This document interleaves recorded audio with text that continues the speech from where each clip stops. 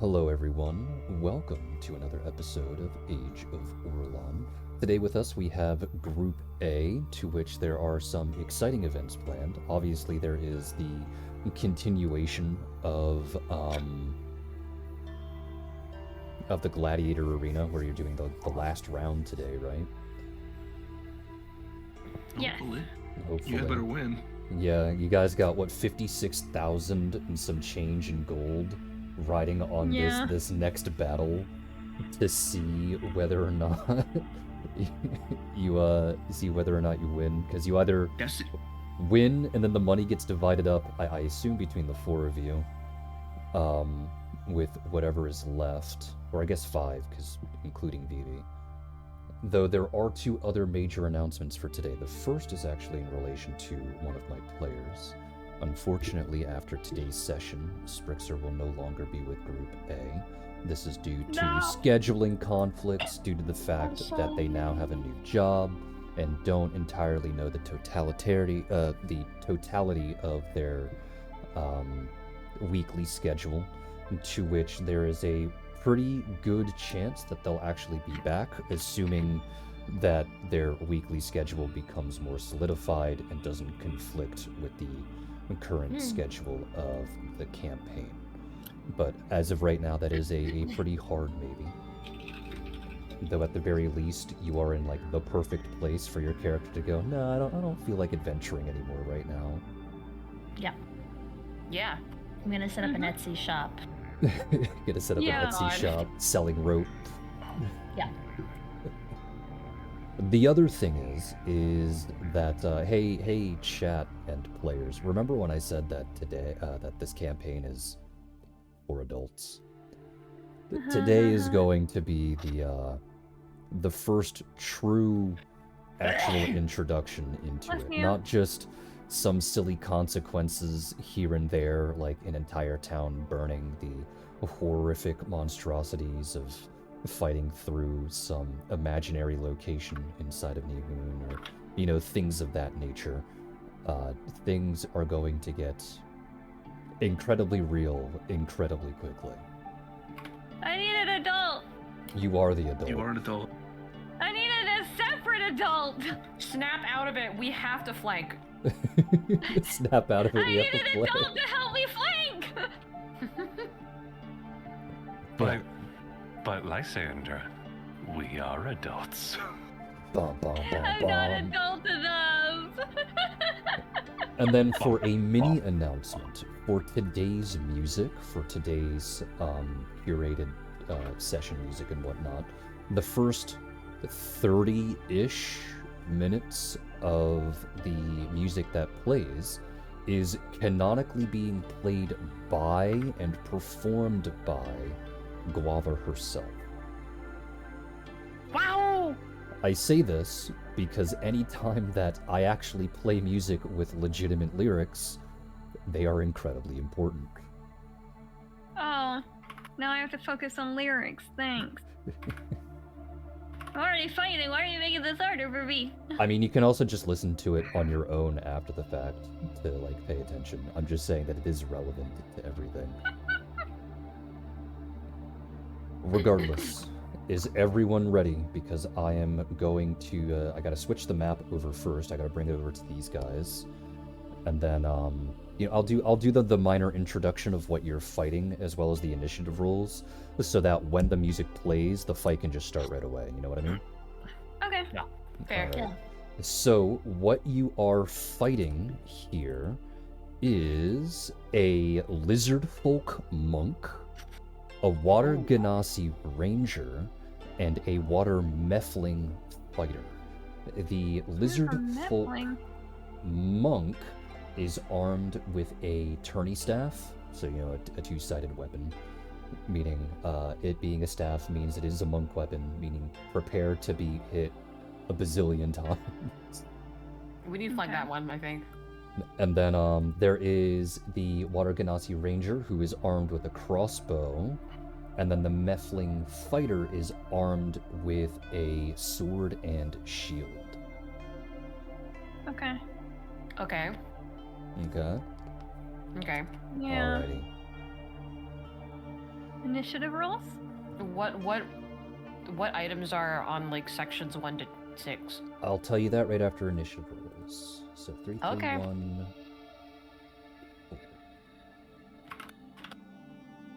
Mm-hmm. 1, 2, Oh, 3, god damn it. 4. Oh, we're rolling initiative. Yeah, Okay. we're rolling initiative, so it's just you that's missing. Hold So on. let's Let see. me double check my Katan's gonna initiative go roll. first. I'm pretty sure Vivi's gonna go second. And Oh, then we why have now? Why goddamn it, Catan? Okay, me. Nat 20. Because not 20 could have been used against something else. Oh, okay. Yeah. Oh, man. It's okay. The bot is blessing you. It'll bless you more. Okay. Yeah. It'll I'm bless you VIP. more. Okay, so there we go. So now for the equipment that is in the section. So remember, section 1 is the top left-hand corner right above Catan. Section 1 has a net, a smoke bomb, a water bomb, and a grease bomb. Okay. As a matter of fact, so does section 2, which is below Vivi. So does section 3, which is over here. So does section 4, Okay. which is over here. Section 5 and section 6 have the same thing, but they also include one of every weapon in the game, or at least available for the Gladiator Pit. I forget. I need to see if there are any throwing weapons on there. Yeah, there are. Darts is the throwing weapon option. Okay, It's okay. a range of 20 feet, deals 1d4 plus your strength. Because it's a throwing weapon. But is everyone good? All set? Yeah. Okay. In which case, now I gotta go over, turn off that music, and then I ask if everyone is ready in relation to playing the session 6 music. Fingers on the Yes. trigger. All right, Yeah. so we'll always be on go. So 3, 2, 1, go. All right, so Catan, you start off. What are you gonna do? All right. You know what I'm going to do? I'm going to move 1, 2, 3, 4. 4 squares to the right and then 1 square down. You're just gonna sit right here. Yep. Alrighty, so then Vivi's gonna go. They're coming to me. So Vivi's gonna go next, and Vivi is going to follow, actually going right here. Next is the Water Ganassi Ranger, who is actually going to hold their turn until after the Lizard Folk goes. The Water Nephilim is actually going to move all the way down here with their movement action, drop their shield, and pick up a hand axe so that they two-weapon fight with a sword and axe. Ooh, okay.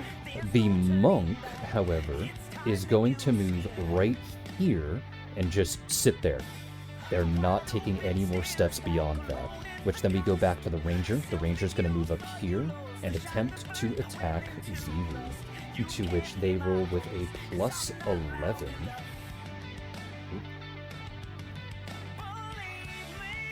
Anime opening fighting montage music, yeah, in a way.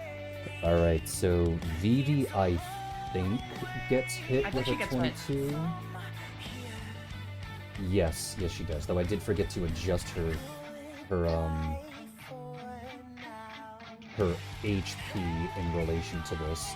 So that is a 2d10 that she takes. So that's 8 damage, meaning she's doing perfectly fine. Though, let's see. Did I forget to adjust her attack?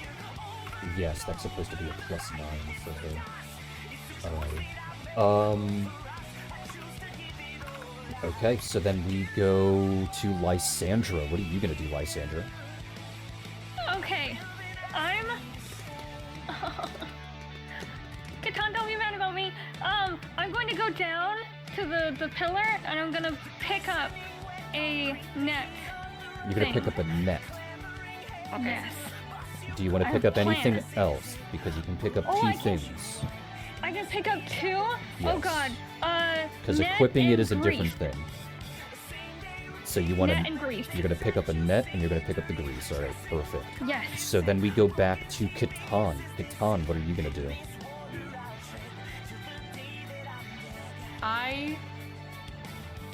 My idea is to go to the right of the lizard folk monk. Mm-hmm. I believe I need to make a jump and then walk over, but that would take a full round, right? So, it depends on how well you jump, and it depends on how you do it. So, you can just jump right here, because you can't walk this way without falling in, so you can jump, to which what that means is that you don't get the +4 running jump bonus, but you still get to apply any speed bonuses that may apply, because you said you have a speed of 50, right? Yes. So that would give you a +8 bonus to jump, to which the DC that you would have to match would be 20. And I can use my acrobatics since I'm doing my jump. Yes, acrobatics is what jump is for. Perfect. Okay, I will do my best to beat that. Alrighty. Remember, you get a +8 bonus to that acrobatics check? Oh, then I beat it. Unless I won. Okay. Yeah, okay, so perfect. So you land there, and then with the rest of your movement, you can go there, since you rolled well enough to be able to do that. So that would be your full movement, and then Okay. Single punch, I guess? Single stab? Yeah, I kind of have to. Alrighty, go ahead, roll to hit. Perfect. I kept the tourney sword damage down here. Okay, I just wanted to make sure. Since we're using tourney weapons. Yes. Alright. Not minus. Just one punch. Yeah, which is that? 17? I don't know. No, not even close. Monks have ridiculously high AC, but that is why you flank them. Yeah, that's why Phoebe! So Vivi goes next, and she only gets one attack here because she does have to move more than 5 feet to do so. However, she does get a +2 bonus, meaning she does roll with a +11, so she does hit. So that means she gets to roll a 1d6 plus 4. So 8 damage to the monk, which brings them down a little bit. And then we go to the ranger. The ranger is now just going to target Catan. So they roll with a +11. Ooh, I'm pretty sure 22 hits, right? That does hit. Alrighty, so that is 10 damage to Catan. Still We then fine. move to the water meffling, who is going to move up and behind Catan to flank Catan. And they get to hit once, to which they roll with the +10s, which means it bumps up to 12 due to flank. Ooh, that hits too. Oh, that does hit. But their sword is in their primary hand, so that's actually just a 1d6 plus 3.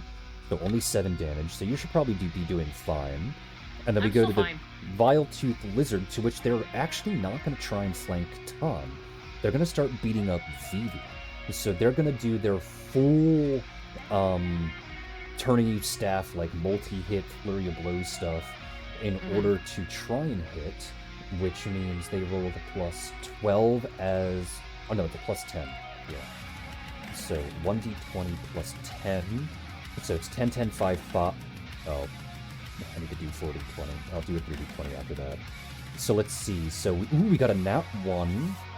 Yo. And what's Vivi's AC? Okay, so 2 hits. 2 hit. So that is a 2d6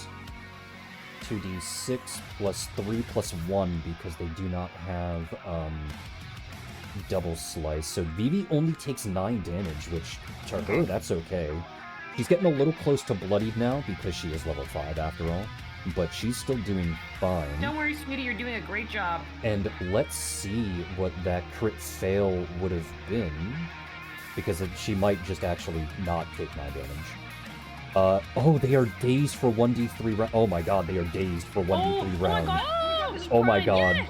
Okay, so it's actually 6 damage that she takes, so she gains back 3 HP. Oh my god. It's only 1 round, but... I'll make the most out of it, baby. Alright, Lysandra, what are you gonna do? Okay, so I have a question here. Sorry. A net limits their movement, right? Yes, they become entangled, which gives them a bunch of different problems as well. But they usually get a reflex save to dodge unless they are considered helpless. Which they kind of are right now. Do you want to just get within range? Because you still have to be able to hit. So let's see, 5, 15. So you'd be able to move there because you can move your full 30 since you're not in your heavier armor, which puts them 15 feet exactly within range. So you have to make a attack ranged attack. Instead of attack melee, it's attack range. Oh, come on. Oh, please, please, please. Where's my range? Because I never use this. It's this isn't literally too bad. right next to your attack melee. I know. Alright. Yeah! Alright, they're entangled. So their AC is even lower. Oh my god. Okay, back to Catan. Which is going to be amazing because I plan on doing my 2-weapon attack string. Alright, let's go. Let's see. Alright, so that's 3 different attacks. Get him, guys, get him. Fuck him up. Okay, and then my 2-hit is a 10 for the first one. So I guess you could just do the math after that. Yeah, that's how I do it anyway. All of those hit. Yeah, baby, that's what I want to hear. Go ahead and combine all of that damage, though you did forget the +2 to hit, but that's fine. I did. It's okay. So the normal is 1d6 plus 5. That means it's 3d6 plus 15. Oh. 27 damage. Not bad. Alrighty, so then we go to Vivi, to which... Alright, Vivi, let's go. Vivi gets only 2 attacks because she doesn't have the full thing yet. So that means that she rolls with +8s, which bump up to 10s. One of them's a crit. Let's go! Yes! Come up. Alright, so that's Get her, little baby. 2d6 plus 4. I mean, 2d6 plus 8, and then plus 10, which is 23 damage, which brings it... They are very close to severely bloodied right now, but they are not knocked out just yet. So then we go to the Ranger, to which again they are targeting Catan. To which that's a 1d20 plus 11, 18? Miss. That's a miss? A miss. Damn, okay. And then we go to the other fighter, to which they have the ability to do 3, so so theirs is a plus 10. So that's 3d20 plus 10. And remember, this is against your flat foot. So that's 19, 27, and 9. Against me, right? Yeah. 19, hold on, against my flat foot. Wait, I gotta take a look. Wait, you have Uncanny Dodge, don't you? Yeah. So it's just your AC. So 19 will hit. I thought your AC was 20. No, it's 19. Oh, goes for it is 20. Nah. Yeah, because your dex is a 6, isn't it? No, it's a plus 5. Oh, okay, yeah, that's what I was thinking. I'm one increase to that mod away from it becoming a plus 6. Okay, that might be what I'm thinking. So you take 10 damage. I'm fine, I'm still fine. I'm okay. And then we go back to the Vile Tooth, who just skips their turn, and then we go back to Lysandra. What are you gonna do? Okay, can you remind me what the grease ball does? They become covered in grease, which means they slip and slide around and can potentially fall over. You probably don't have to do that to the lizard folk, but you can probably throw it at the Neefling. That's what I'm thinking. You want to throw it at the Neefling? I'm gonna throw it at, yeah. Alright, yeah, so you have to do a ranged funny attack name. again. Okay. Oh. Attack the Mimir! You hit. 22. Jesus. Yippee! You hit. Go! I'm doing good for once! Alright, they've been greased, which means on their turn they have to do a reflex save or just fall over. So then we go back to the If tops. they fall over, does that mean they're prone? Yeah. Let's fucking go. Alright, Catan. Alright. Well, he's close to severely bloodied. We might as well finish him off here. Yeah. So, triple attack. 2-weapon. Alright. Yep. 3d20 plus 10. Well, actually, plus 2 because of the flanking. So it's plus 12. Let's see, 19, 24. All of them hit. Go ahead, roll for damage. Let's go. This poor monk. 36 This plus poor 50. monk. I That have- nat I have 1. anger 28 against monk. damage is just barely enough to knock it out. So there goes the Let's monk. go.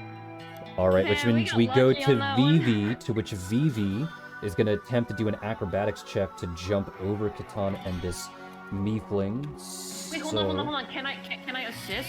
Like, you know, like Yeah. like have her step on my hand and then push her over? She gets a +2 bonus, yes. All right. Ah. Alright, so that's a plus 13 for her. Oh! She gets a nat 20! Let's go! Child! Alright, that means Vivi gets her free attack. Let's see, so that she gets a +9 on So that. he's kind of the goat, huh? Yeah, Ooh, it's a she's- +12. She's doing really good. Oh no, wait, You no, got my that bad. flanking? She's supposed to get a +2 on it. Yeah, my bad. 16. Does that hit for a I flank? don't know if that hit. Oh my god, it barely hits for the flat foot. But not only does she do 1d6 plus 4, she also does falling damage.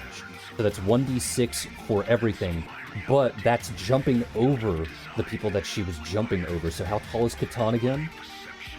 Catan is 6. Hold on.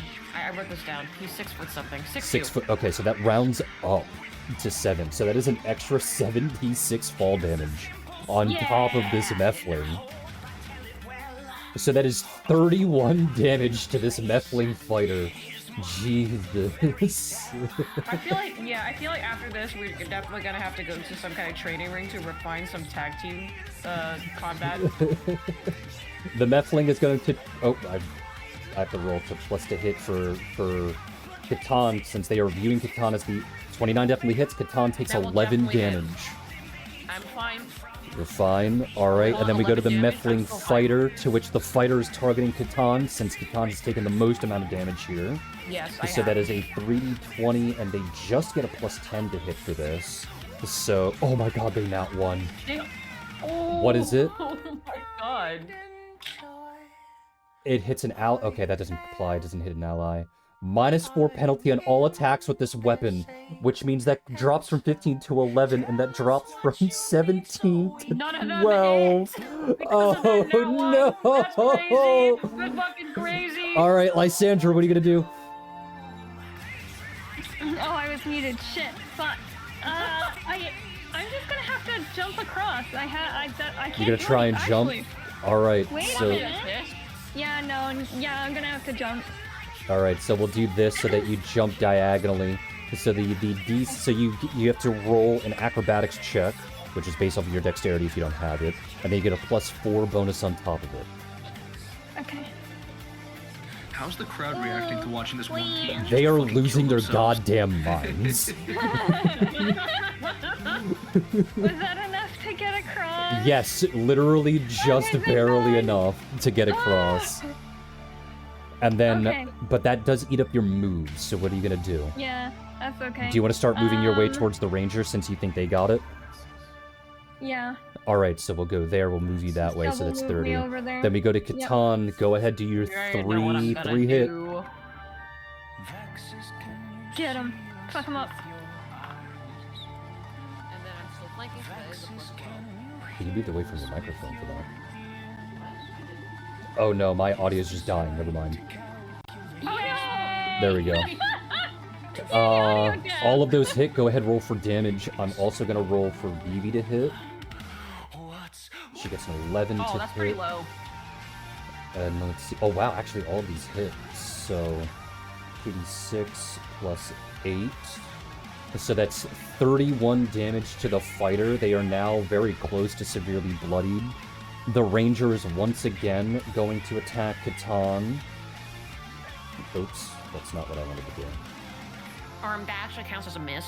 That Oh, okay. hits, and then 3d20 plus it's a +6 to try and hit Catan now. Okay, so one of their hits lands. So that's 2d10 plus 1d8 plus 1. So Catan takes a grand total of 17 damage. All right, now I'm bloodied. All right, now you're bloodied, and then You that got was the this. fighter, and then we go to the Lysandra. I assume you're just gonna take that 5-foot step down and smack. Yeah, I'm just gonna smack. All right, roll Go to smack. hit, which means Catan. While that's happening and you're rolling to hit, Catan, go ahead and do your roll to hit. All right. Making sure, yeah, I do get a +2 bonus. Oh, 26. Nice. All right, and I see you take care of yourself. Oh, I got a nat 1. You got a nat Does 1. not Let's see what it happen. does. Let's see what it No, does. First one. Deal damage, It's okay, take double. Okay, we still got this. It's deal Oh. damage, take double. Oh no, I might knock out. Uh-oh. Hold on. No, It's it's okay. not 1, right? But all 3 hit. How fares Oh, the no. adventures thus far? They're in the middle of an intense fight. So No, all 3 of these hit, no. but Roll one the of first them... one on its own. Roll the first one on its own, and Lysandra, you hit, so you can roll for damage as well. Okay, so I deal 9 and I take 18. And you take 18. Oh, I'm severely bloodied. Okay, so you're not knocked out yet. I'm not knocked out yet, baby. And then go ahead and deal the other 8 2 damage. damage. 2d6 plus 10. 18 in total. Okay, so that brings it to that, and then that brings it down to that, which means Vivi may be able to knock it out. The Ranger takes 8 damage, so that brings it down to that. Okay. Then, oops. So let's see, Vivi, you get a +11, which both of those hit. So let's see, 2d6 plus 8 for the damage. That is 17 Okay, the fighter is down. Yeah. Oh my god! Oh guys, we can do this! Which, I think at this point, it's just an immediate win, because that is a ranged build against 3 melee build. They can like take their armor off and just quit, right? The 3 of you just slowly turn towards them. Intimidation Allowed to check! surrender. Yeah, so all 3 turn Yeah. towards this ranger, and the ranger's just gonna pull their armor off as a sign of a surrender. So, goddamn, you just beat the shit out of baby. Oh my everything here. I think this is like the first iteration of TOT in which the first time the party challenges the Glad Pits, we made it to the final round. No, we last time I played, we did. Yeah, We did? yeah. Yes. I don't remember this. You're Probably because I fucking- was not allowed to play. Romacio also bet fucking everything. We came out a millionaire. Yeah. Yeah! Because back then, Shame doubled the gold each time. Aw. Which was crazy. Man, why didn't you do that for us this time? Come on. Because then we Skip never, it. Economy's tough, man. because we had the campaign for another like 6 months, and we never had to worry about gold again. I can understand God. doing this. Yeah, okay, fair enough though. How much money did we get this time? Alright, so... you can either get 3,500 gold per person, or pick up something called a Dragon Shield Gauntlet, which is a gauntlet, so, you know, it's unarmed damage. It does 1d10 as a base, but as a free action, you can extend the gauntlet to give you yourself a +3 shield AC. Oh. It's only How one many? gauntlet, though. Only one gauntlet. Yes. When Vivi got the other gauntlet, there was only one, right? Yes. If we get this, then Vivi can get a pair. Like have one on one side and the other one the other. Yeah, do Sure. it. And sure, Yash, you can go ahead and say your news. I guess I don't know why you have to ask permission to just speak. You can do that.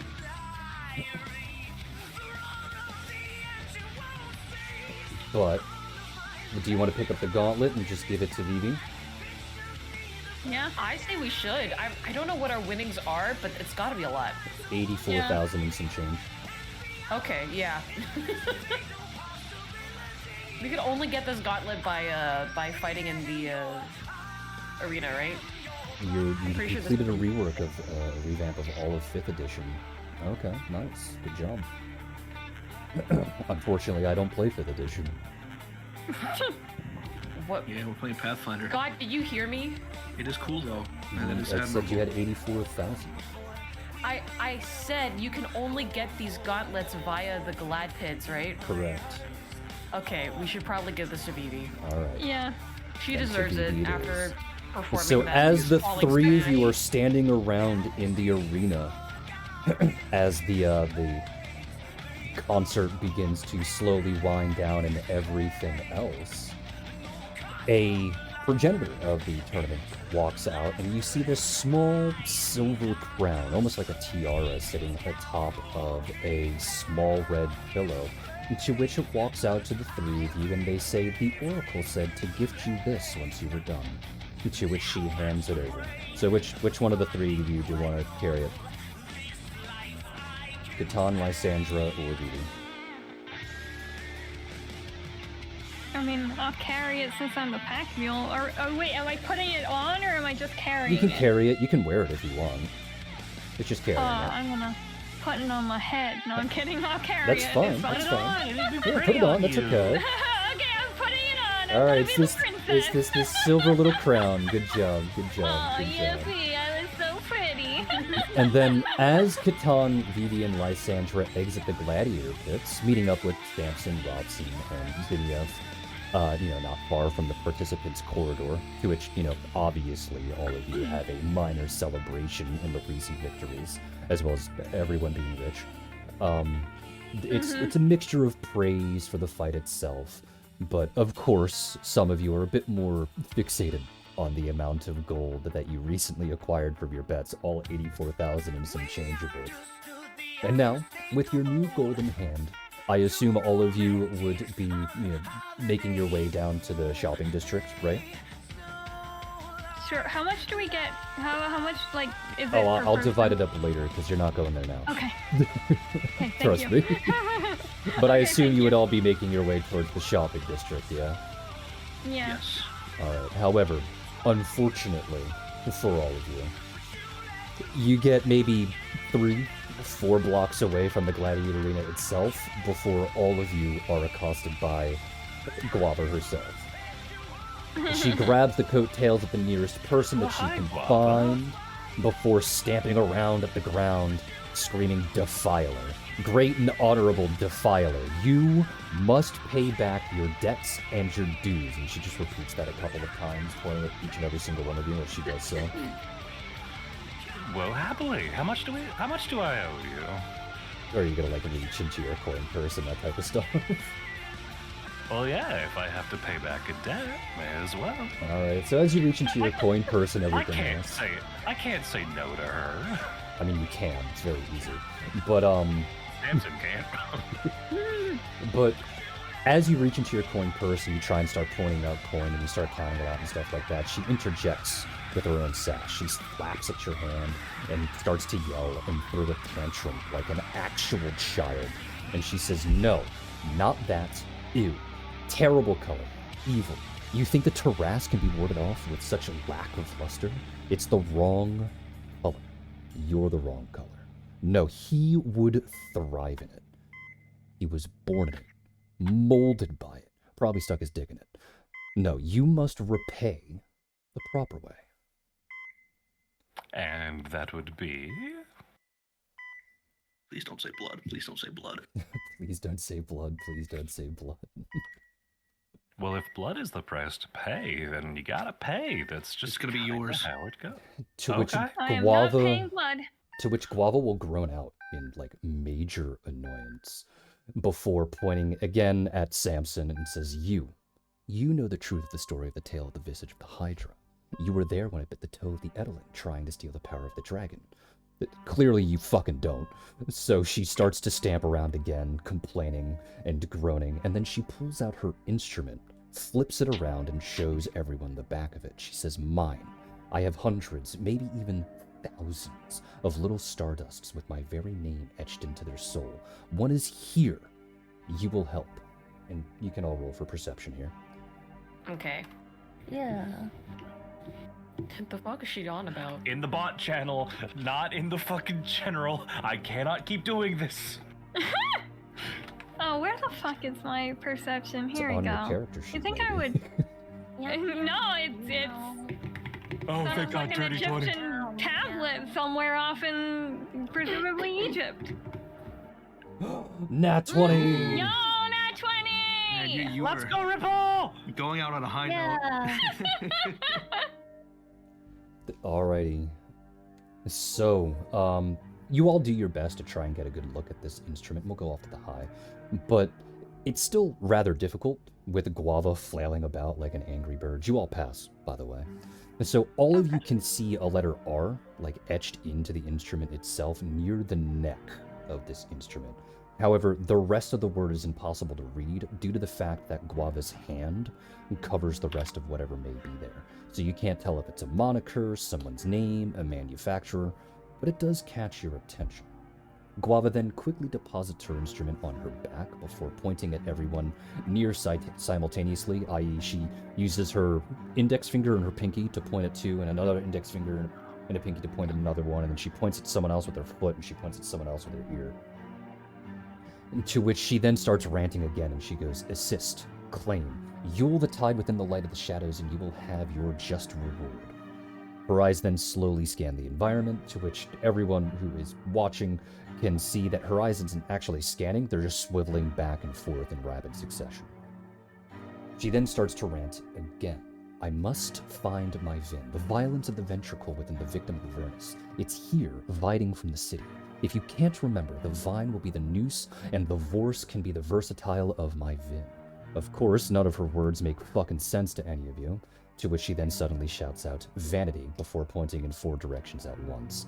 Find the salmon. It's pink and moist. Find it and I can find my Vin. Find my Vin. She screams out and then immediately starts barking like a dog, gnashing nowhere in the air with her teeth. Have fun. Got it. So we're going for sushi. Well, I mean, I does don't. anyone remember the roll that you gotta do to try and find information? I do. Knowledge. Can I? Knowledge local? Yes. Wait, can I do one before that, please? What would you like to do? Well, she still has her guitar, like, within range, right? Well, it's on her back now. It's been deposited. Okay.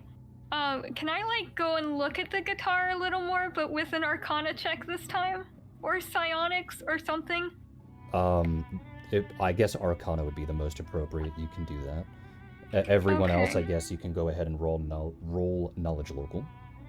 How important does this seem to Guava? The instrument, Whatever she's asking for. incessantly, priority. you'd be able to know that. Yeah, this kind Okay. of Vin. Nah, I think this would be better. It wasn't better. Fuck. It wasn't bad. I was considering using my bardic knowledge. Alright. Well, Anyway, you tried. so, Catan and Samson, you both succeed, but I'll get to that in a moment. Lysandra, when you use your Knowledge Arcana, and I assume you'd, like, detect magic at the same time while you do so, Yeah, of you course. do see that the instrument glows a little bit, but it's incredibly faint. The amount of magic that this instrument exudes is incredibly small, not even enough to, like, cast a jolt spell or anything that could deal, like, just a base 1d3 points of damage. It seems incredibly low, but what's interesting to you is that the magical properties aren't dissipating. It's like the instrument is recycling its own magic, even if it's just a tiny bit of magic. Since I have my detect magic up, is Rosin's violin, whatever he uses, also magical? No. No. Okay, so it's not like a bard thing then. I would, like, know that it's not a bard thing? Correct. Huh. Okay. Regardless of what any of you intend to do, despite the fact that you did Yeah. roll, every step you make that isn't approved by Guava is responded to with barking. Like, actual barking as if she were a dog. Eventually she gets fed up with how you are handling things, even if what you're doing seems relatively reasonable to you, before she eventually takes the lead. She forces all of you to follow her, to which you feel like she's walking around in actual, literal circles, because many times she would walk down a street only to turn on her heels and start walking in the opposite direction, only to do the same exact thing once again and start walking in the first direction. You pass by some buildings several times, but in different directions, and any time you attempt to communicate to her about this particular folly, she would grip her head like an angry teenager and growl at you like a mutt. She would then sneer and bark and yap until you backed off far enough for her to continue her escapade, until you finally found what she was trying to find. You find yourself in front of a hotel named the Salmon Hotel. Oh. Okay. Oh. The salmon. She then What a dumb- nods at the hotel like it is like the greatest thing on earth before immediately sprinting inside, shouting violence, vindication, vagrancy, fuck you. Maybe we should go with her to make sure she doesn't assault a receptionist? Do you really think we could stop her from assaulting a receptionist? She's small enough, I'm sure you we can. could try. Okay. Yeah, just gonna go right on after her. Don't want her to hit a receptionist somehow. Alright, so you make your way in, to which, after following her, since she is relatively quick, you follow her all the way up to the very top of the hotel, specifically to the penthouse suite that's up there. To which, when you get there, you see that you're not even at, like, the proper front doors. It's, the entrance doors to the entrance, if that makes sense. I'm sure you've seen some really fancy hotels Yeah. where there's, like, a door that leads to the hallway that then leads to the rest of the house. That's what you're standing in front of. There's a red carpet at the top of the stairs. It's perfectly cleaned. There's ivory double doors that, you know, reach all the way up to the ceiling and everything else. It's all decorated kind of like a stage play. Guava, of course, takes no time with trying to let herself in. She grips the handles, tugs and pulls at them a few times before realizing they're locked, and then she just screams. However, she doesn't scream normally. She doesn't do this without intent. It's because she was casting the spell Shout without warning any of you. So everyone here takes 12 damage, and Great. you then immediately What's that? see that what she was doing Wow. worked, because she kicks the door and the lock itself cracks in half and the doors swing open. And then you look ahead as she runs off down the hallway before you, to which you can see that the penthouse is built in a rather interesting way, because you can see the rest of the city of Arwal to your side. And, you know, it's like a long balcony, like a... Yeah, just a large open balcony. And thank you very much for the follow. I greatly appreciate it. Can I heal hopefully- everyone real quick? No. Oh, okay. Thank you. Unfortunately. You watch as Guava sprints ahead to set another double doors, these ones having a wooden veneer, and she just jumps off the ground and slams against it with a loud thud before flopping down to the ground, to which she then lays there for a moment before immediately throwing another tantrum and rolling around on the floor like an infant who simply cannot stand not getting their way. Do So you as- need help? So, you're asking her to break into a house? If that's what she wants, yes. Samson. Does Samson, that sound bad? brah. Look, there's the potential to find a unique, rare instrument inside. Stop Guava from having a tantrum, and perhaps put a resolution to all of this. Whether or not I'm down bad, it seems like the halfway decent thing to do in this situation. No, does it it not? isn't, because it probably belongs to someone. We try to solve problems with words first. Well, not just that, but don't you think that you're just rewarding her bad behavior? Yeah, has she actually ever directly spoken to you? She did earlier. That's a separate She issue. seemed to ask him. But, yeah, you might be an enabler at this point. You gotta... I feel We're like not what we're doing breaking is a in unless... crime. No, we're not breaking in. Well, I assume you're gonna, like, go over to So, Guava anyway, to at least try and drag her away. Yeah. Okay.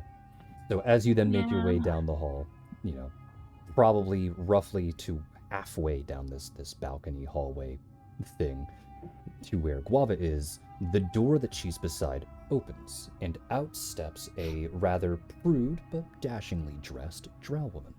She looks down at Guava with just absolute disgust, to which Guava doesn't even notice this. She's still flailing about on the floor like a dying fish.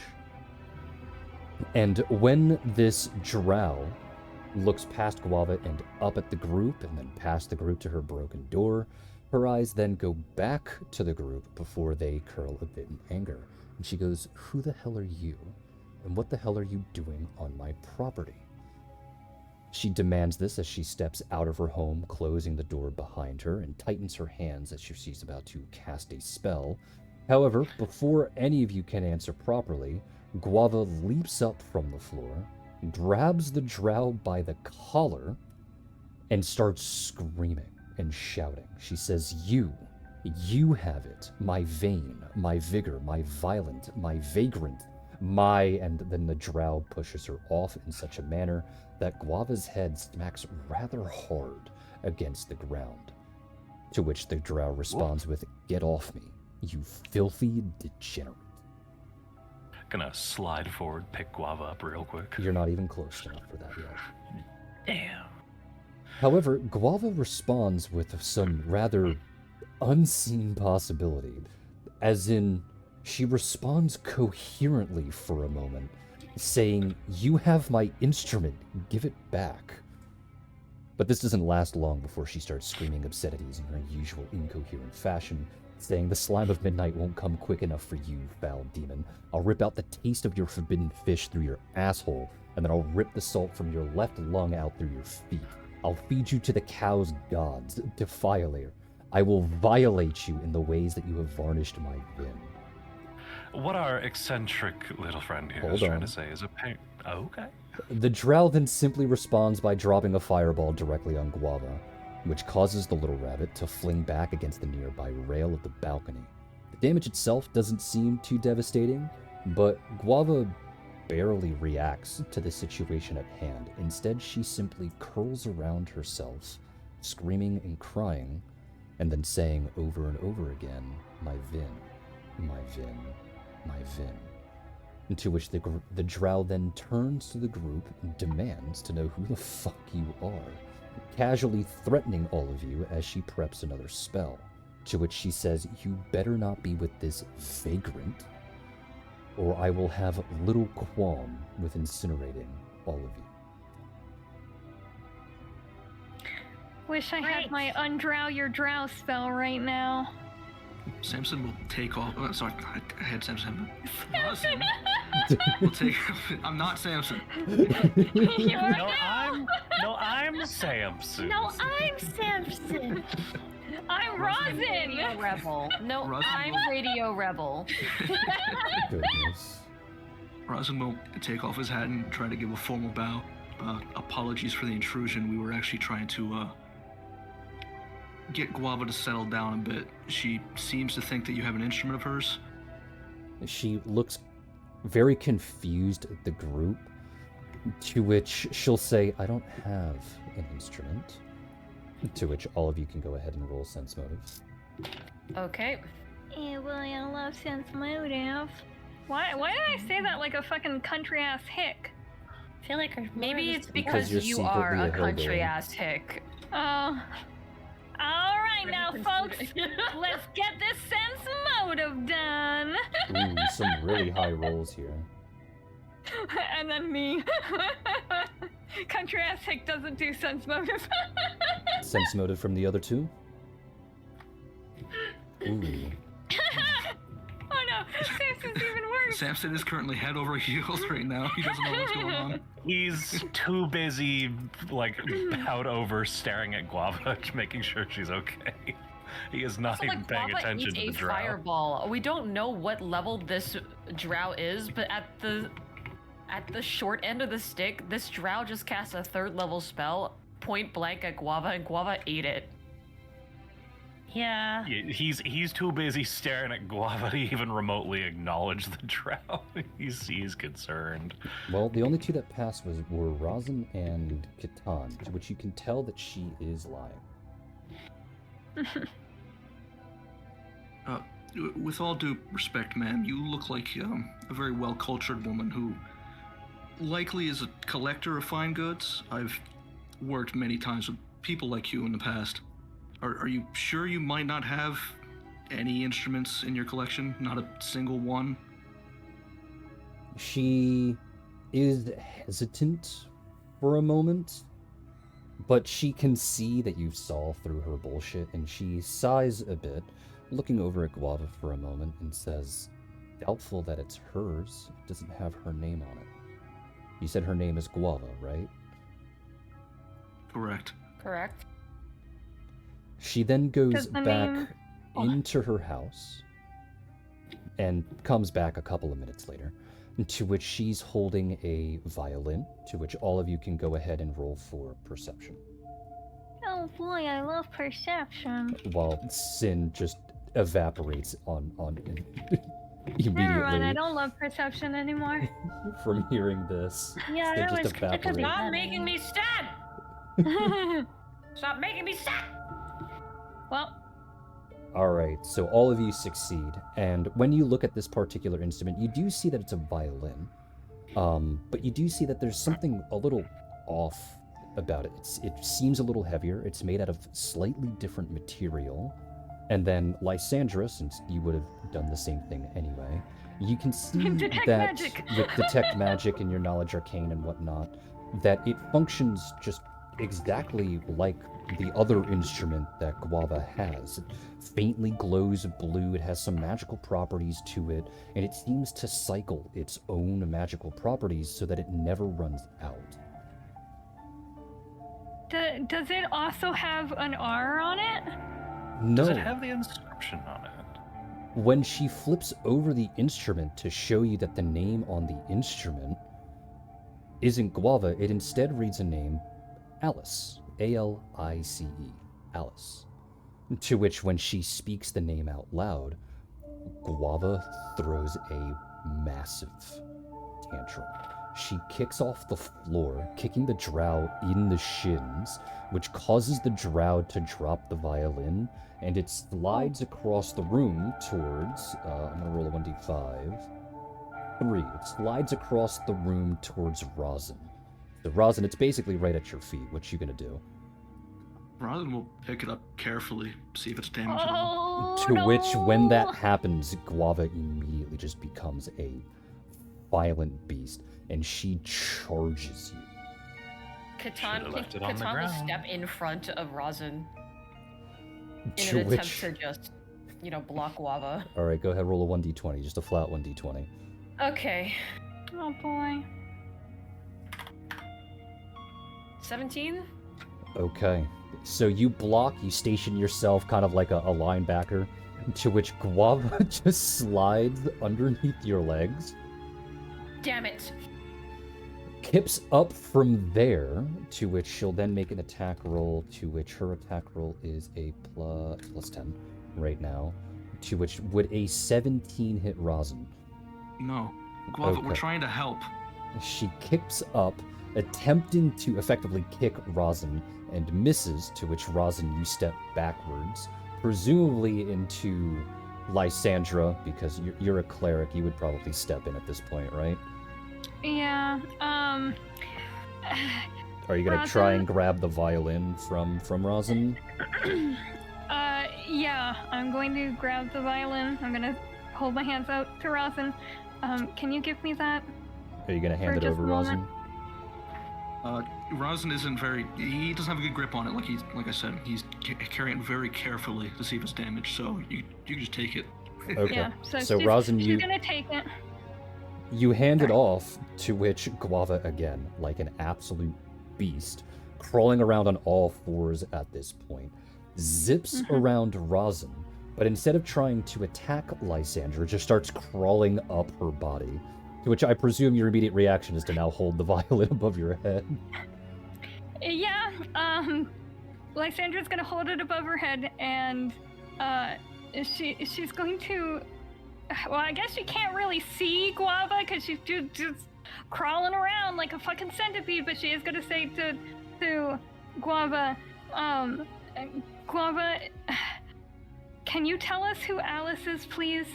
So as you were trying to ask this question, when she hears the name again, she just screams, once again Okay. casting the spell Shout, so everyone within range just takes 12 damage again, which is everyone. Yeah.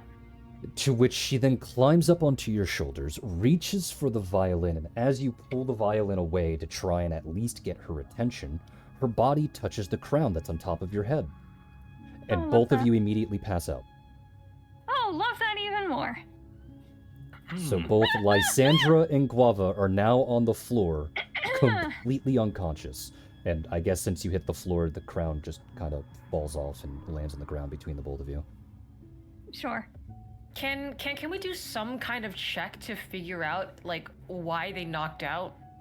You can do a perception check to see them being knocked out, I guess. Okay, because I'm just looking Can we at make a this check going, to like, catch? Being knocked out. Can we make Yep, a check they're to knocked catch out. the violin before it hits the ground? I mean, it'd be in Lysandra's hands, so it'd be fine. It's Oh, and like, I it's more didn't along the lines of realize- why. I didn't realize Zinnia just left. Oh. Yes. Oh. Oh, She, darn. Someone she, came up. she had to go quite suddenly, unfortunately. I see. Zinnia ran away. Her mom called. Oof. No, I was given an in-lore reason. Oh, her mom called. I mean, Yes. the statement here is something really rough news-wise just came up. Yeah, I I gotta know, go. I know. So maybe it was. I don't know. Yeah. I Anyway, hope nat she's 20. okay. I mean, to be fair, what happens a little bit like a week after this? Fair, yeah. Another nat 20. So, oh, we're God. missing one more roll. Oh, yeah, Lysandra's unconscious. Well, never Liz mind. is knocked Yeah. out. I'm gonna roll anyways, you You know? can't, unfortunately. Passive you all- perception. You all look and Was- you was I see able- that them being were- knocked unconscious has like just put them to sleep, like actually to sleep. They're breathing though, right? They're breathing, they're alive, nothing is bad. Maybe, they hit the ground a little hard, but nothing's really bad. Samson, however, you can see that the reason why they were put to sleep was because of some magical property, probably in relation to the crown.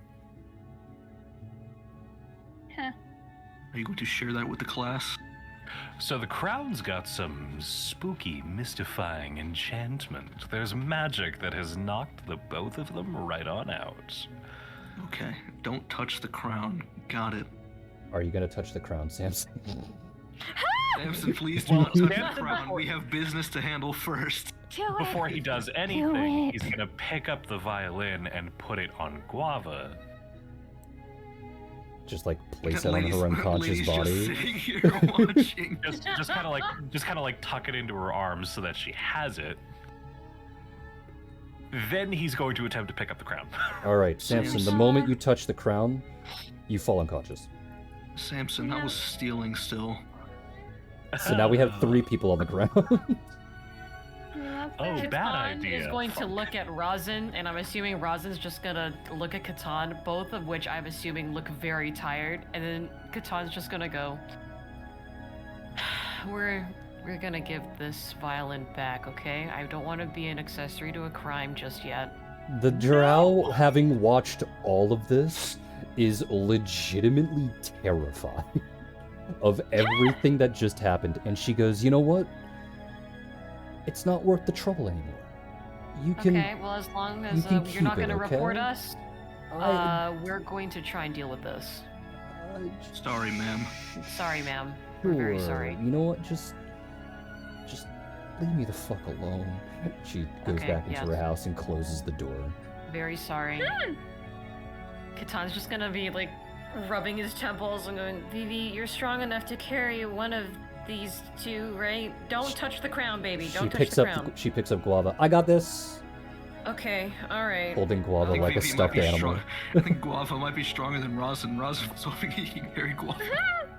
Okay, she then throws Guava just at No! Razin. Oh my god! Okay, at If Razin. Okay, more awake I thought she just like threw her aside or something. No, she just threw it at Razin so that Razin could carry her instead.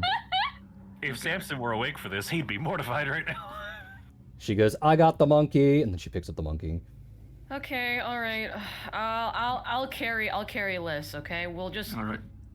what on earth are we gonna do with that though? And he just points at the crown that's on the floor. Don't we need this- to like bring this thing with us somehow? This is gonna be really, really dumb. But Razin's gonna try it, and I'm really sorry, Catan, if this doesn't work. Razin's gonna take off his hat and try to cup the little crown in the hat without actually touching it.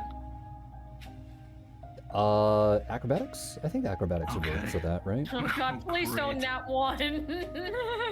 Why does it have to be a roll? Why can't you be I would say deterministic? either acrobatics or sleight of hand, whichever happens to be higher. I don't even know bards get sleight of hand. I think they do.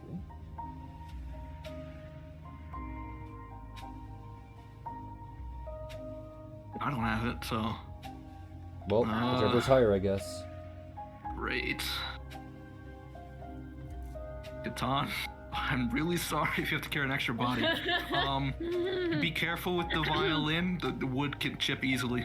Okay, alright. Just You can. I don't care how you treat Give mine. me your last instructions and your last words just in case, because I don't know what. Be careful with Guava's violin. Mine Okay. doesn't matter. I got this used. I can just buy another one. Okay. Alright. Yeah, the house Lysandra's really thin, really light. You succeed. You manage to Okay. cup the crown Oh, good. in your hat, and you hold it. And with the cloth between your hand and the crown, you find that you do not fall unconscious. Okay. I think we should go to the Oracle. Catan just winces and goes, oh, do we have to? Like, her? Well, do you know anyone else who absolutely 100% would know everything about this crown, aside from the all-knowing Oracle who also gave us the crown? And he just continues making that noise as he's carrying Liz, already walking towards the Oracle, not liking that he has to go to the Oracle. He's just, Oh, this poor lady. We broke a ton of shit. There's like scorch marks. The door's broken. Yeah, basically. We should put a We just- sticky note on we- the we door had- going, we're sorry, sad We face. just head out taking one of her possessions, which is presumably worth quite a bit. All right. I'm sorry, so ma'am.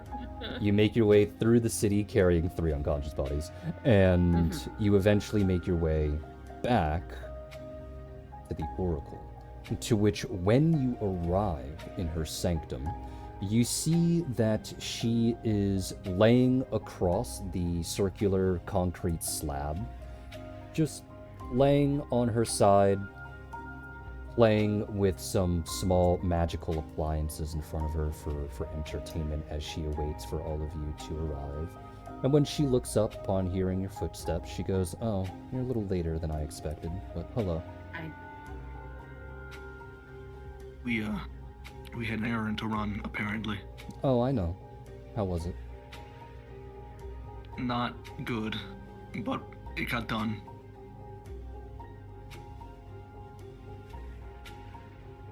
If you say so. That's only one, but I don't think she'll mind not having the others for some time. Are they okay? They're not dying, are they? No, they are asleep. As a matter of fact, there is something that I would like all of you to assist me with for some time. And she points over at Guava and she goes, "That thing." Take off her shirt and look at her back. Huh? Ma'am? Why am I asleep right now? She then looks up at Catan and goes, "Why would you be concerned? You have the same thing." What? And Catan's immediately going to lift up Guava's shirt and look at her back. To which, when you do so, showing it to both yourself, Vivi, and Rosin, you see that Guava has this hole.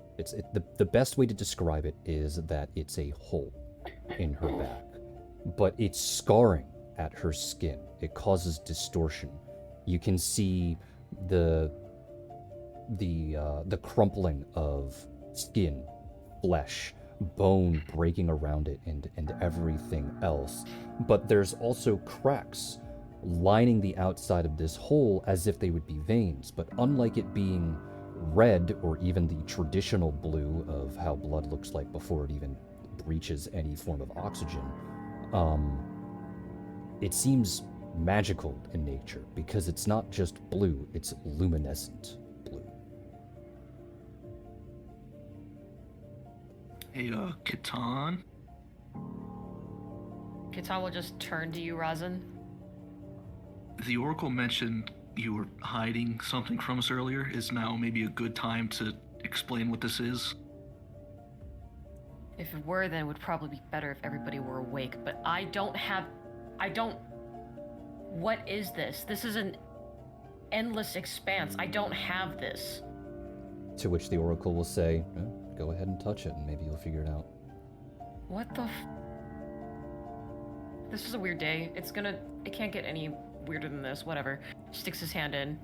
To which both Rosin and Catan, things just go from confusing to absolutely morbid. Because Catan, as you reach your hand into this hole on Guava's back, you notice that the hole legitimately is endless, or at least it feels endless. Because you reach your hand in, you feel no resistance, but you feel nothing. It's like pushing into a void. And Rosin, you watch as Catan effectively goes right up to his elbow, to which his arm would be long enough to poke out the other side of Guava's chest, to which nothing happens. It's like it's consuming him, to which Catan then slowly pulls back, and your arm is perfectly fine. There's no leftover residue or residual anything on it. But the both of you can go ahead and roll knowledge planes or knowledge psionics, whichever you have written down on your sheet.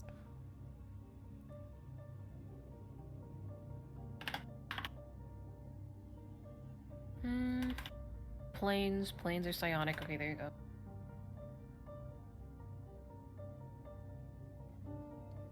Alright. So, both of you succeed, and both of you immediately recognize that this has something to do with the old gods. Catan in particular, this seems like a failure of some sorts to turn someone into a key.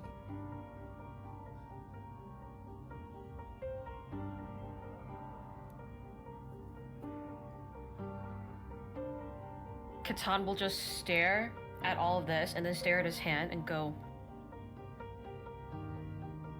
what the fuck happened to her? To which the Oracle simply shrugs and goes, I don't know.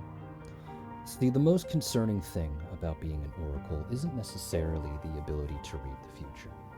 Sure, an Oracle needs to speak vaguely. An Oracle needs to hide information, lest that future changes. But that's hardly ever a concern when it comes to this particular power. Even the fact that I have a shortened lifespan is nothing to be concerned about.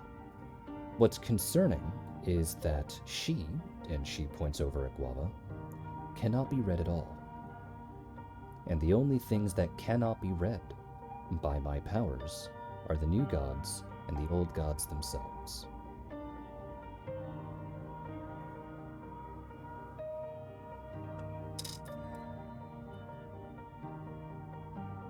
I didn't know there was anything you couldn't read. Neither did I.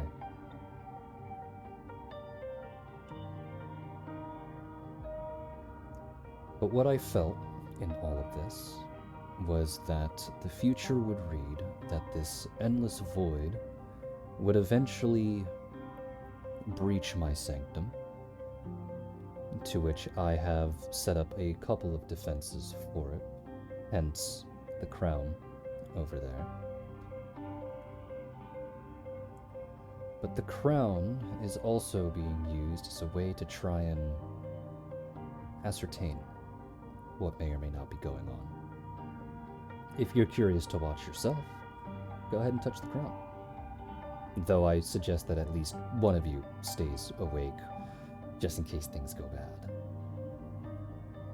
To which Vivi raises her hand and goes, I'll stay.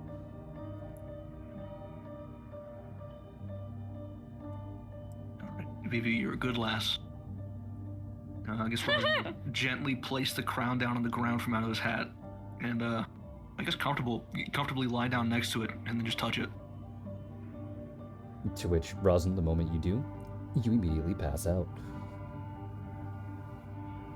Catan is going to look at this, just rub his eyes and then his temple and the rest of his face, and he turns to Vivi and goes, Sweetie, you sit here. She sits. Okay, good. And he pats her head. He will then turn to the Oracle and squint and go, "Don't touch my daughter." And then he'll put his hand on the ground. When you touch the crown, as a light, teasing taunt, you just hear the word touch. The brief hate half her. second as you I pass hate out. her. I think I can hate this woman. Despite the fact that she didn't move from her position, she just says the word touch. She just says touch. I think she's annoying. Smile. All right, so this is how I'm going to do it. Backing up a little bit to the very first person touching the crown. How this entire sequence works is that you are effectively falling through an endless void, falling through an endless expanse.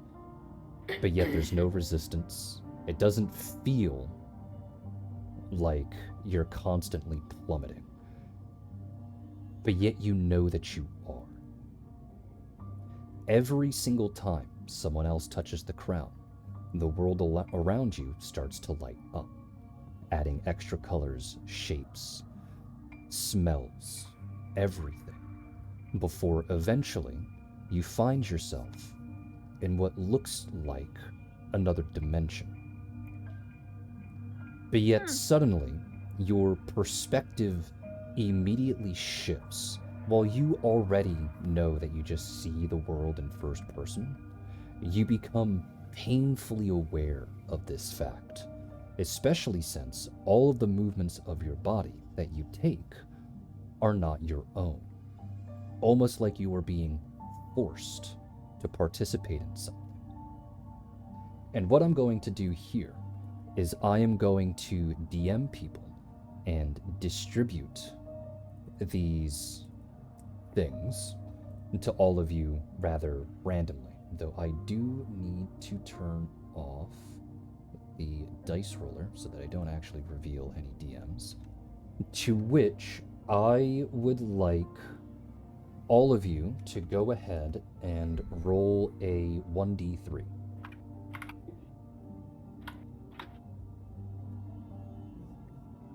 Okay.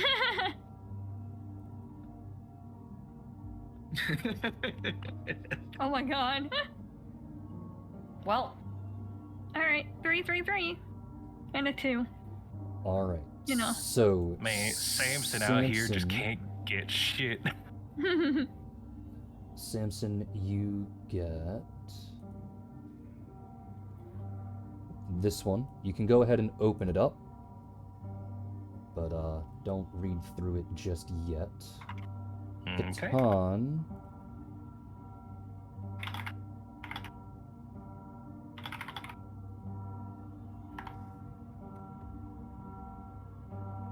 hello. Catan, you're going to get this one.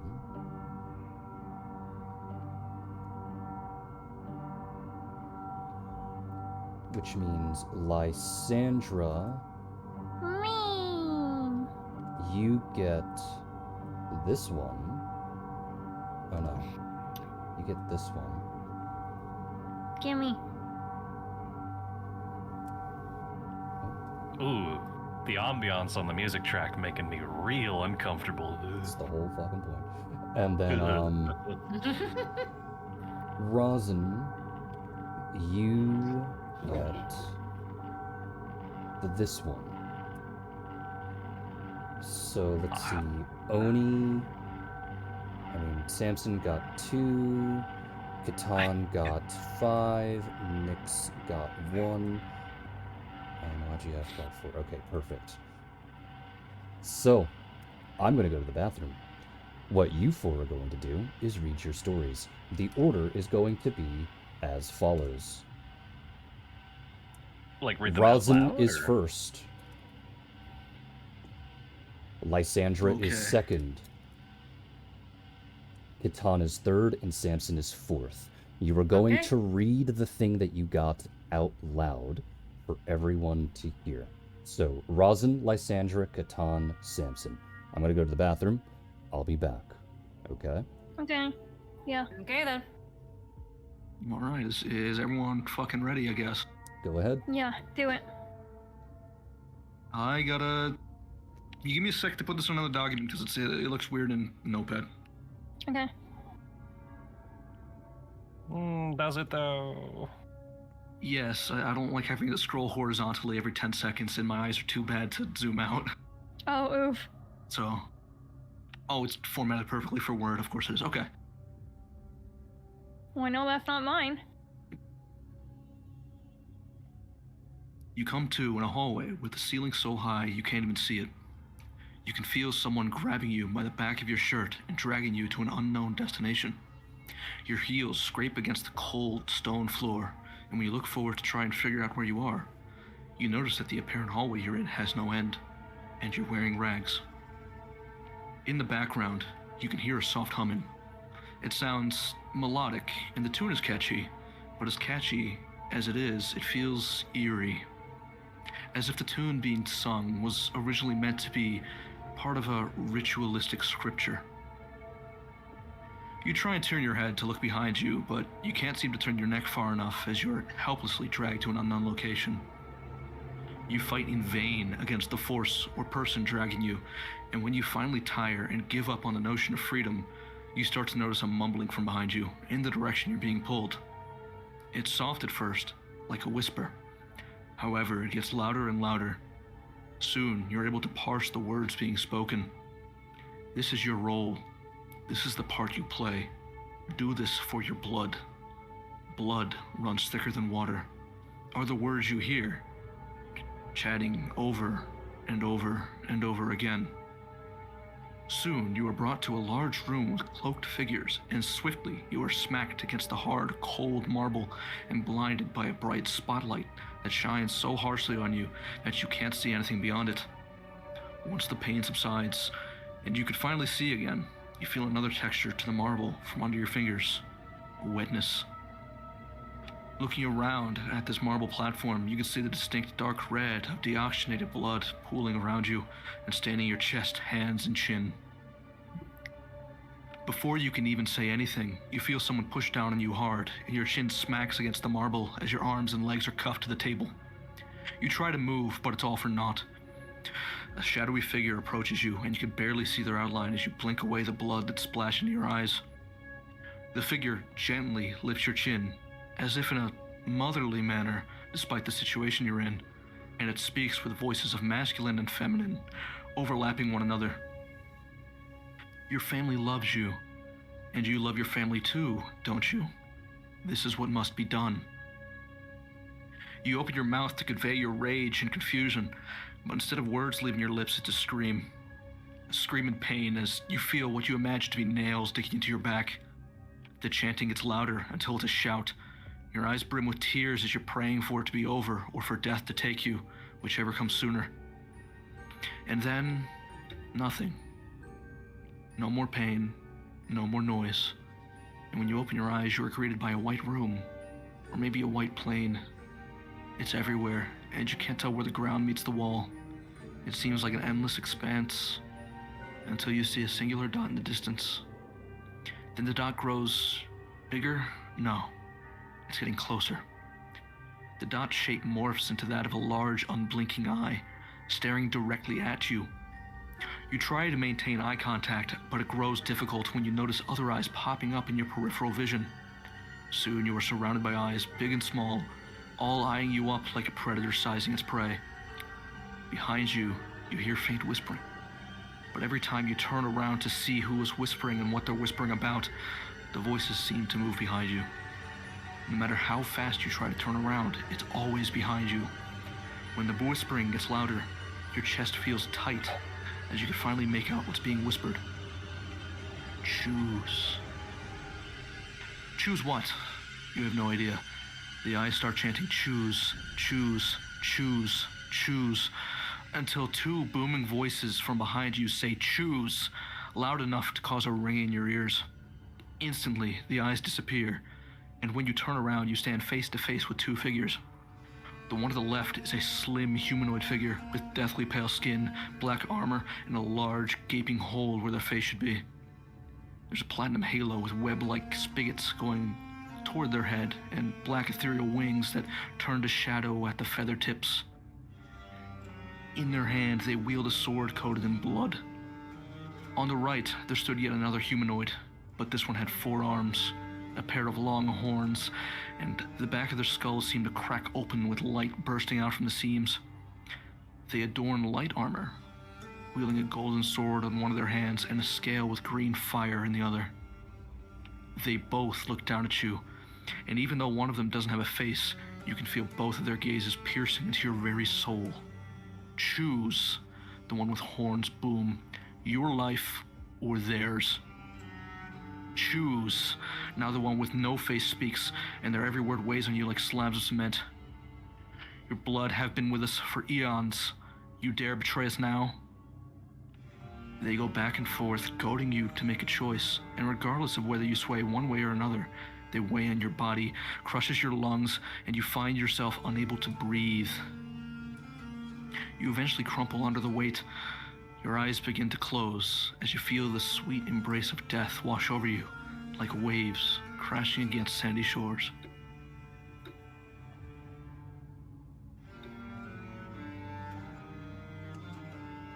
Next. All right.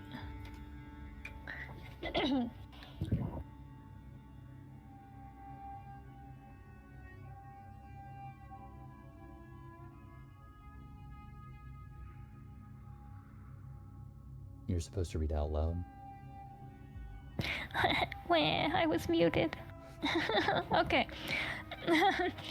Any semblance of rest is ripped from you as the air around you storms with the ringing of bells. You try to focus on one to count them, but the cacophony echoes around your head with such an incalculable rhythm that it is all you can do to keep your mind off of the sudden headache. You feel another pain deep down inside you, a strange combination of profound hunger and a nervous nausea. You feel something else, a tinge of familiarity. You already woke up this morning. These bells aren't just ringing the same way they do every day. They're ringing the exact same way as the first time you experienced today.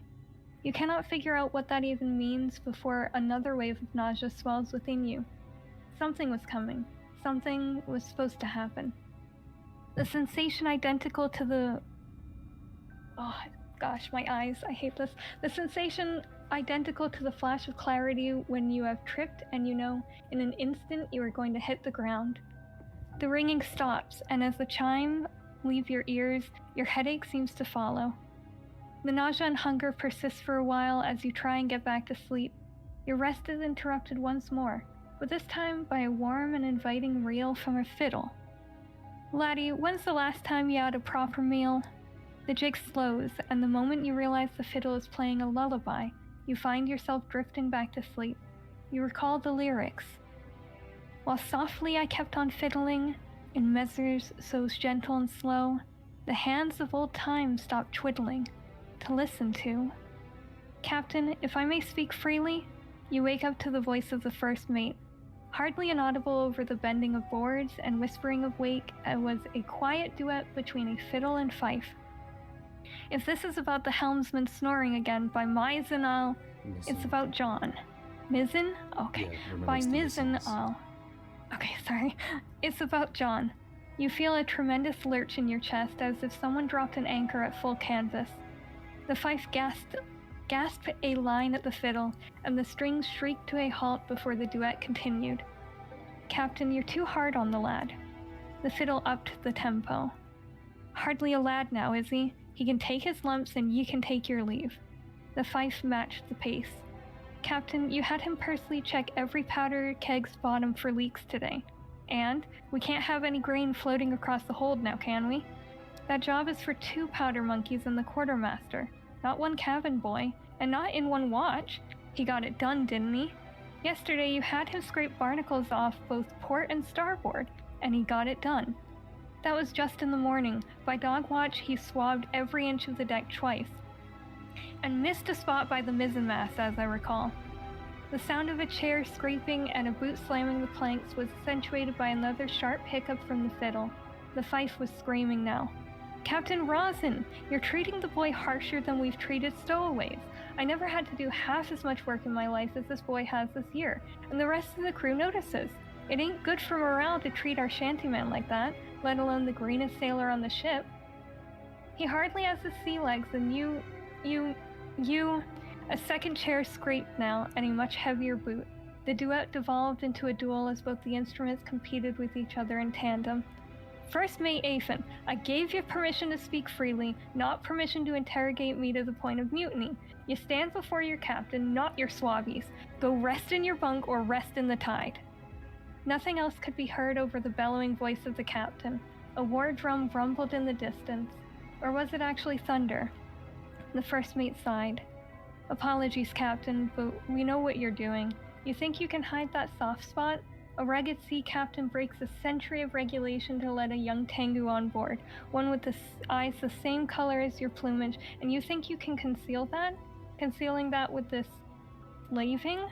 The drum once again grumbled, though this time the fife and fiddle were still louder. Aphin, you and the crew would do well to wipe the salt from your eyes. I don't care what you bilge rats think. You may have noticed that I reward the boy too. Just last week, Tove was complaining about how John always got the good bowl in the large tankard. Oh. Should I continue or no? Go on. Okay, sorry. Why are you asking me? Just read. Well, 'cause Rosin balked out. Aye, Captain, but... And the men on the rigging whined to you directly about how John got more tin on leave. And he earned it, but... And this last voyage, you stood right where you stand now, pleading with old Captain Rosin the bow to please let you catch winks in the good hammock down below, rather than the lad. The duel calmed, and the fife and fiddle once again resumed a softer, though cautious duet. Is he awake? Which watch is he on? The captain sighed. If the lad were awake, he'd be too busy to listen, and if he were asleep, he'd be too tired to hear. The fife slowed further and let flow a familiar ballad. That's what I mean, Captain. John does the work of 10 men and gets the rest of 1. Your rewards only go so far. 2 chairs creaked and thudded in unison as both men sat back down. The fiddle slowed, the fife sped up, and both sang the same melody. You know the trouble with sharing one head, Aphin? We'll never really see eye to eye. Both men laughed a bit. I know I run the lad aground, and you're right, but it's the best course to take. Captain, I can't climb the rigging anymore. The fife and fiddle both stopped. A distant bell cried out, though it sounded nothing like the ship's. I looked up this morning at the crow's nest and couldn't make out the top. I had the stewards oil the door 3 times this week, and I still struggle to push it open. I'm an old man. I've got more barnacles than feathers. That apprehension rises within you again, and you feel yourself about to vomit, but you are too afraid to even dry heave.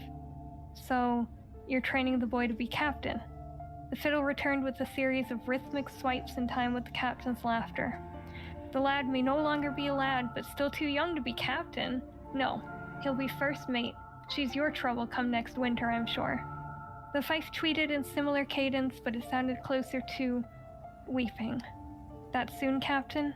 Aye. No man half my age should be sailing in hard weather gear. No man says I. I don't mean to cut into the boys quick.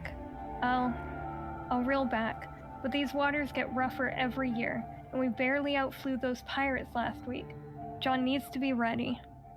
The soft fiddle and fife picked up again. The tune was familiar, and as you drift back to sleep, you recall the next verse. I've traveled this world all over, and now to another I go, and I know that good quarters are waitin' to welcome.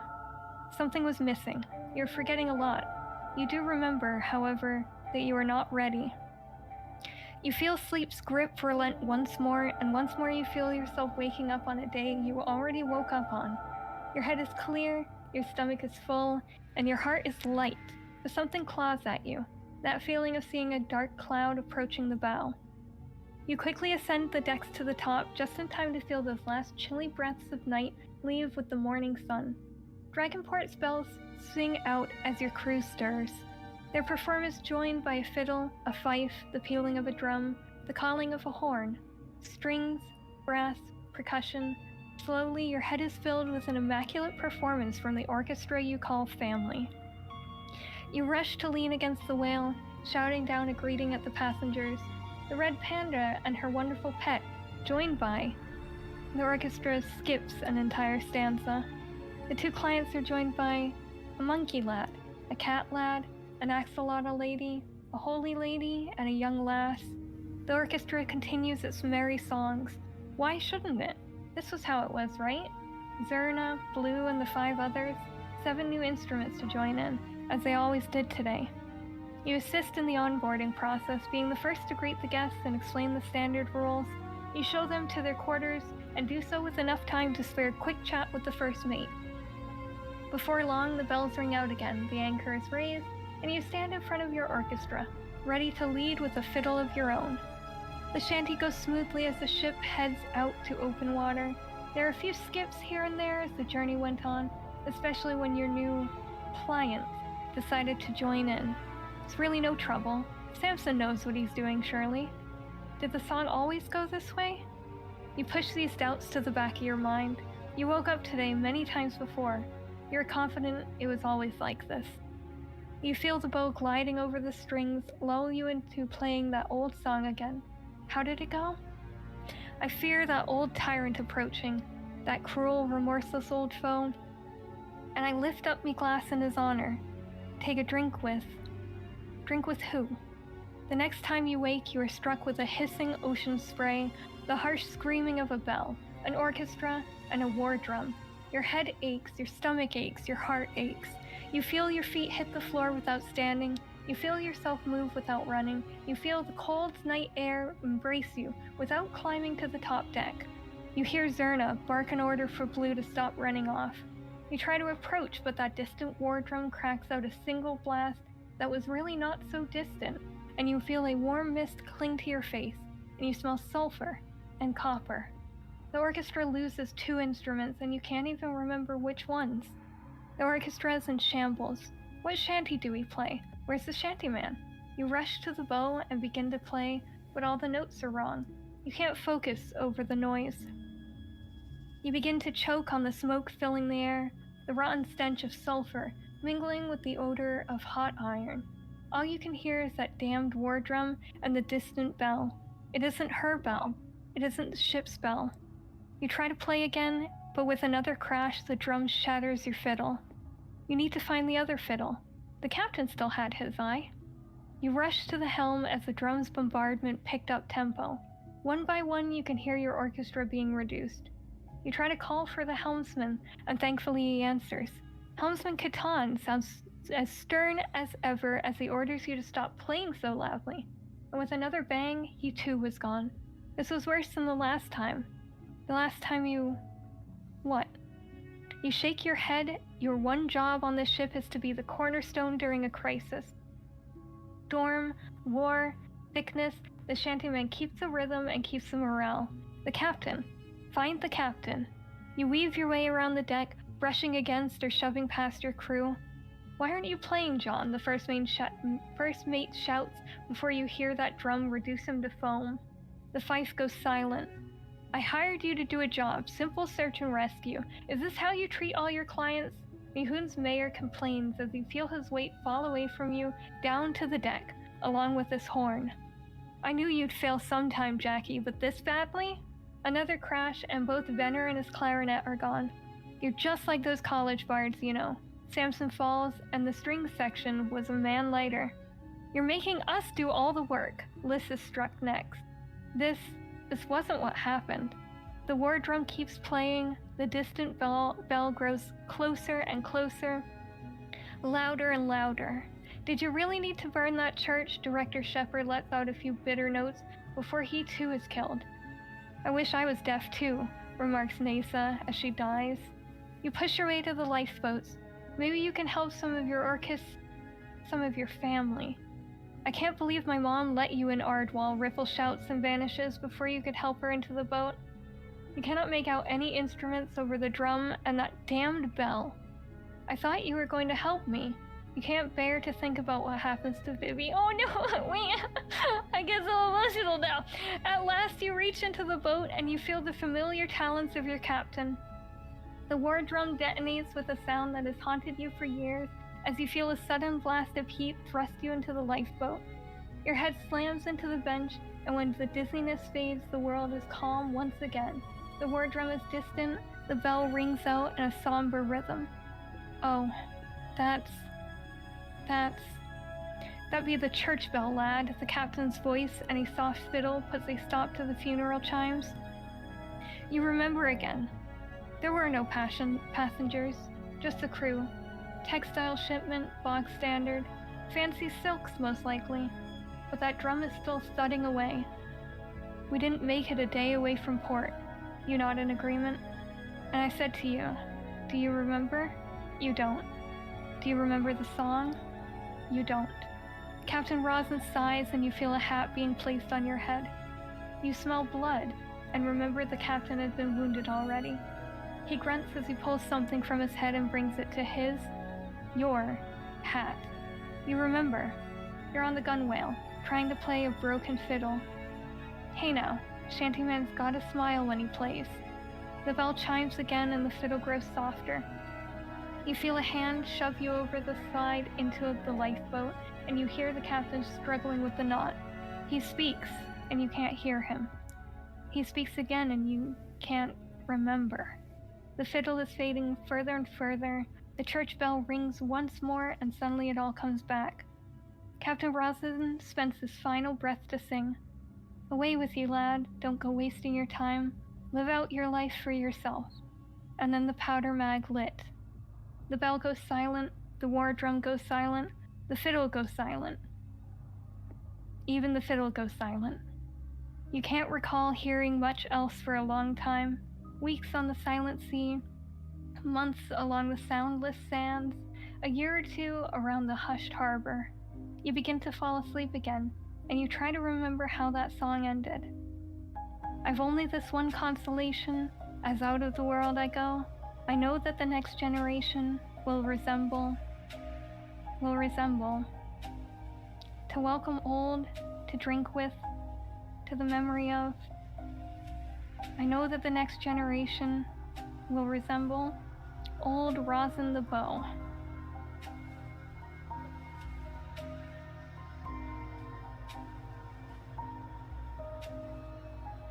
The streets are filled with the sounds of laughter and music, children playing as I hand out my candy and potions to cheers and smiles.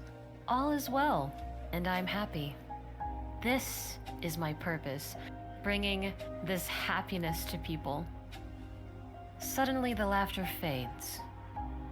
Opening my eyes, the world has gone dark. The people all around stare blankly at me as a voice begins to ring out in my head, booming and unfamiliar as it rocks my body to its core with every word. They will not laugh for you, clown. This is not joy. I try to cry out in response, but my voice is empty. I reach out, but the vials in my hand have lost their color, turning into a black sludge like ichor. Dropping the vials, they crash onto the ground as the substance surrounds me. I cannot move. I cannot cry out as I feel it burn my skin and singe my fur. Where are your laughs now? The people fade, leaving only eyes, hundreds of eyes, staring and judging and silently mocking as I fall to my knees, trying to plead and cry. But still, there's no sound. They laugh at you, Samson. You're a joke. You're nothing. You will always be nothing. And when they all leave you, you will return to nothing, where I will be waiting. Breaking free of the sludge, I run. My lungs burn as I run without pause, and tears stream down my face. I turn to look back, and I haven't moved. Back at the street, with the staring eyes, as I fall back into the sludge, slowly beginning to fall, to slip, to drown. Nothing will save you. No friends you find, no love you chase, no story you tell or potion you make will keep you from me, Samson. A pair of eyes open, staring down at me as everything else fades away. Familiar eyes, my eyes. bearing down on me like an endless weight. There's nowhere left to run. Admit it! You have nothing. Finally, a single sound in the void, my cries of pain, as the dark overtakes me. Before, nothing.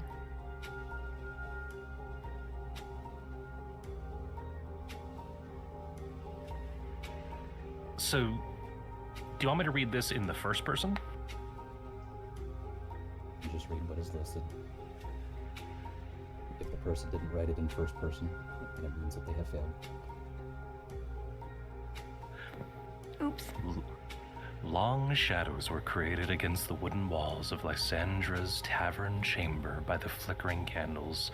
The subtle whiff of lavender from a little sachet she kept at her bedside blended with the smoke and ale from the common area below. With her limbs aching from a long day of travel and the miles pressing down on them, she sighed wearily. She'd been given a sacred duty by the goddess Reliqua, which she loved despite its difficulties. An altar little bigger than a dinner plate stood on a small wooden table in the middle of the room. A plain Reliqua symbol cut on polished stone rested upon it, and before it Lysandra knelt and prayed in a whisper every night. May your light guide me, and may my hands serve as an extension of your will. A silent reassurance was given by the shimmering soft glow of Reliqua's symbol. As she climbed into bed and let sleep take her, a weary smile crossed her lips. However, rest did not come from sleep. Standing on a battlefield was Lysandra's situation. Unnatural hues swirled in the sky above, inky blacks and deep reds around one another like an open wound. She could feel no heat, yet the ground beneath her was bare, cracked like dry earth. The cries of the injured and dying echoed around her, a clamor of agony that tore at her heart. A man lurched towards her, gripped his armored side as blood soaked it. With desperate eyes, he whispered, "Cleric, please, I beg you." She immediately raised her hands and prayed for healing in a whisper. However, nothing took place. Her voice was hollow in the air, and her hands were still chilly. She made another attempt, louder this time, calling forth the holy light that had always been there for her. Nothing. The man's horrified eyes grew wide. "Please," he said in a terrified whisper. "You have to." Lifeless, he fell at her feet. Another figure staggered forward, a mother holding a child whose little chest hardly moved, and panic shot through her. She tried once more, desperation fueling her prayers, but the divine warmth she'd always known was gone.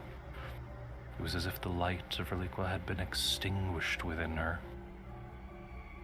"I don't understand," she murmured, gripping the holy symbol hanging from her neck. However, it no longer seemed familiar or consoling.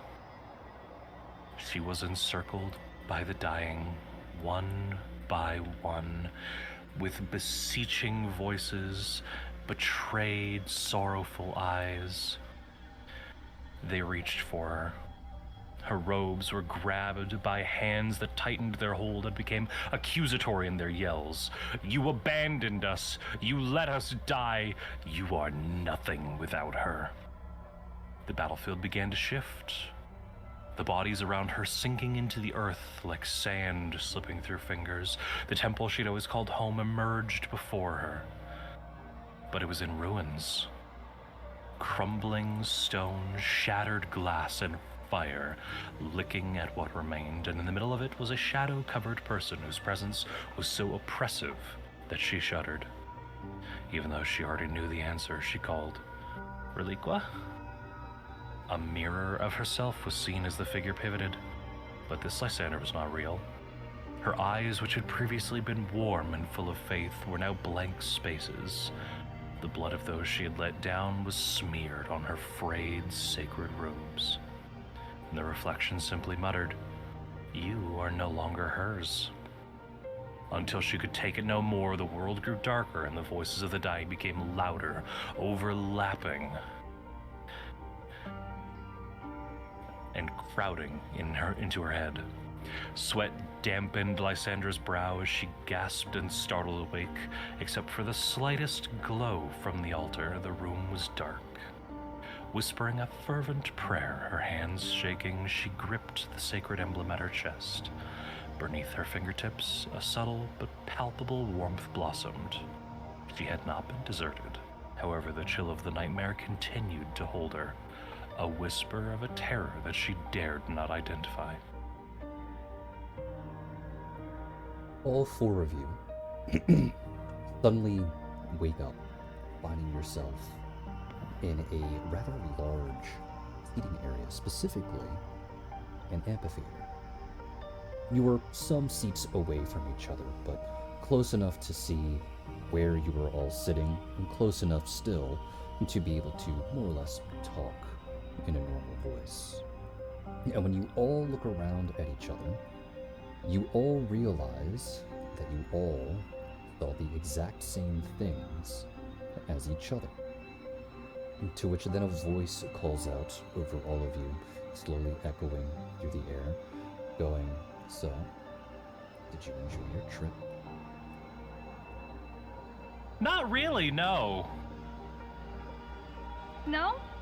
No, not one bit.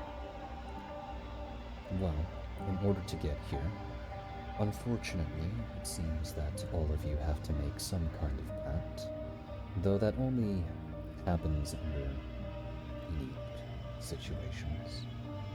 But welcome to the place that I have been sitting for the past 10 years, ever since I got these powers, trying to figure out something that has been playing over and over again. Are you curious to see? Sure. What else are we gonna do in here? Is this what you need help with? Play kumbaya, patty cake, whatever you want.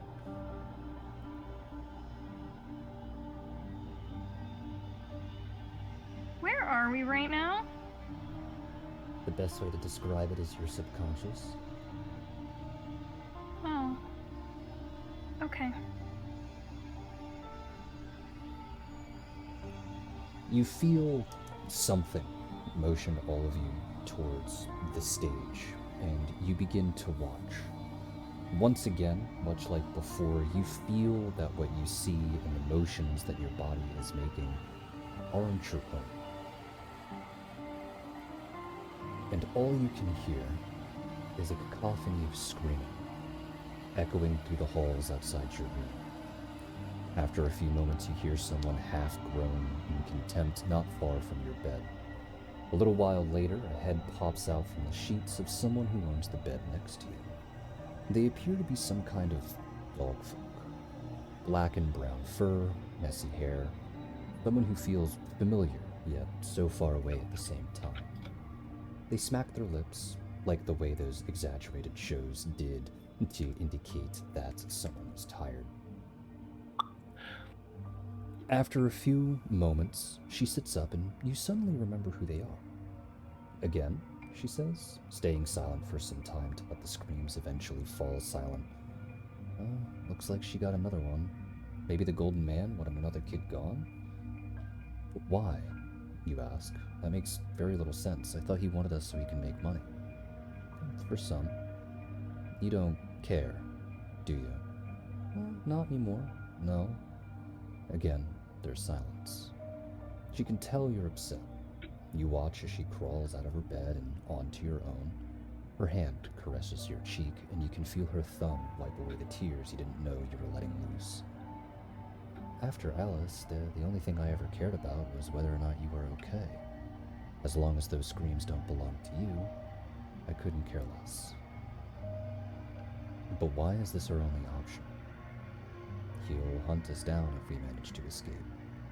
Once more the room falls silent, and all you can do is watch as she sits at the side of your bed.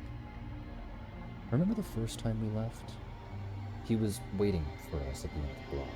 The second time he found us was before we even left the front door. It's like he can be everywhere, all at once. You reach a hand out. You reach a hand out, resting it over hers.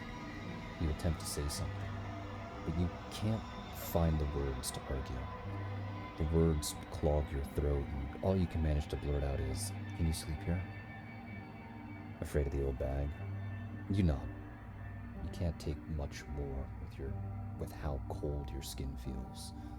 There's only a laugh from your dogfolk friend, but she nods to your request. It takes her a while, but she eventually crawls under the covers with you, unceremoniously shoving you to the side so that she can take up as much space as she pleases. However, before she can make herself comfortable, the door swings open. In the doorframe stands a hideous creature. Long nails as sharp as claws, hair mangled in a bloody mess, viscera of some other creature strewn about their body. They screech, and you can't help but close your eyes. You shut them as tight as you can and fling the covers above your head. Then you feel your friend throw them off the bed entirely. As your eyes open, the world seems to slant. You can't make out why your friend is wrong? She's upside down. The monster is not the same creature.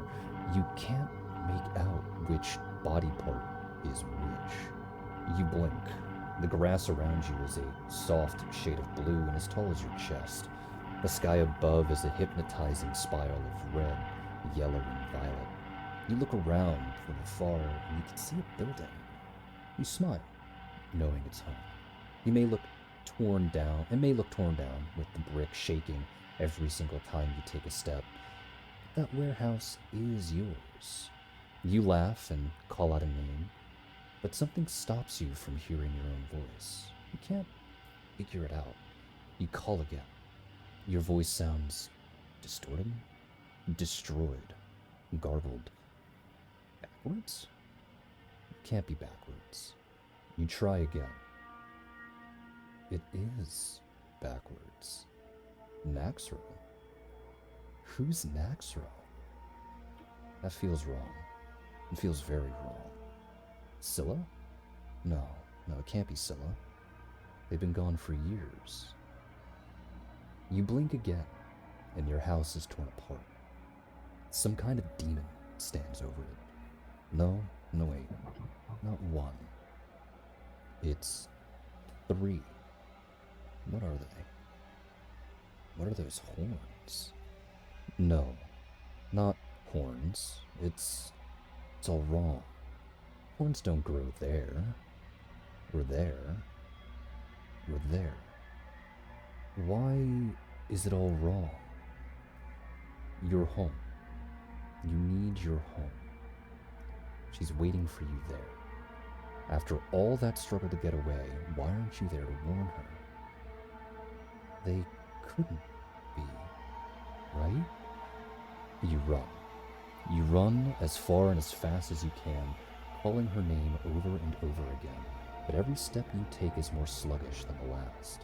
You look down at the grass as you run, only to find them cutting at your skin, tearing at your fur, ripping you apart. You glance back at the path you took, and you find that the grass is drenched in gore, with your organs strewn about it like decorations. You look forward and you find your friend. She's already been ripped to pieces. You can't find her arms. You can't find her. The world vibrates around you as you fall to your knees.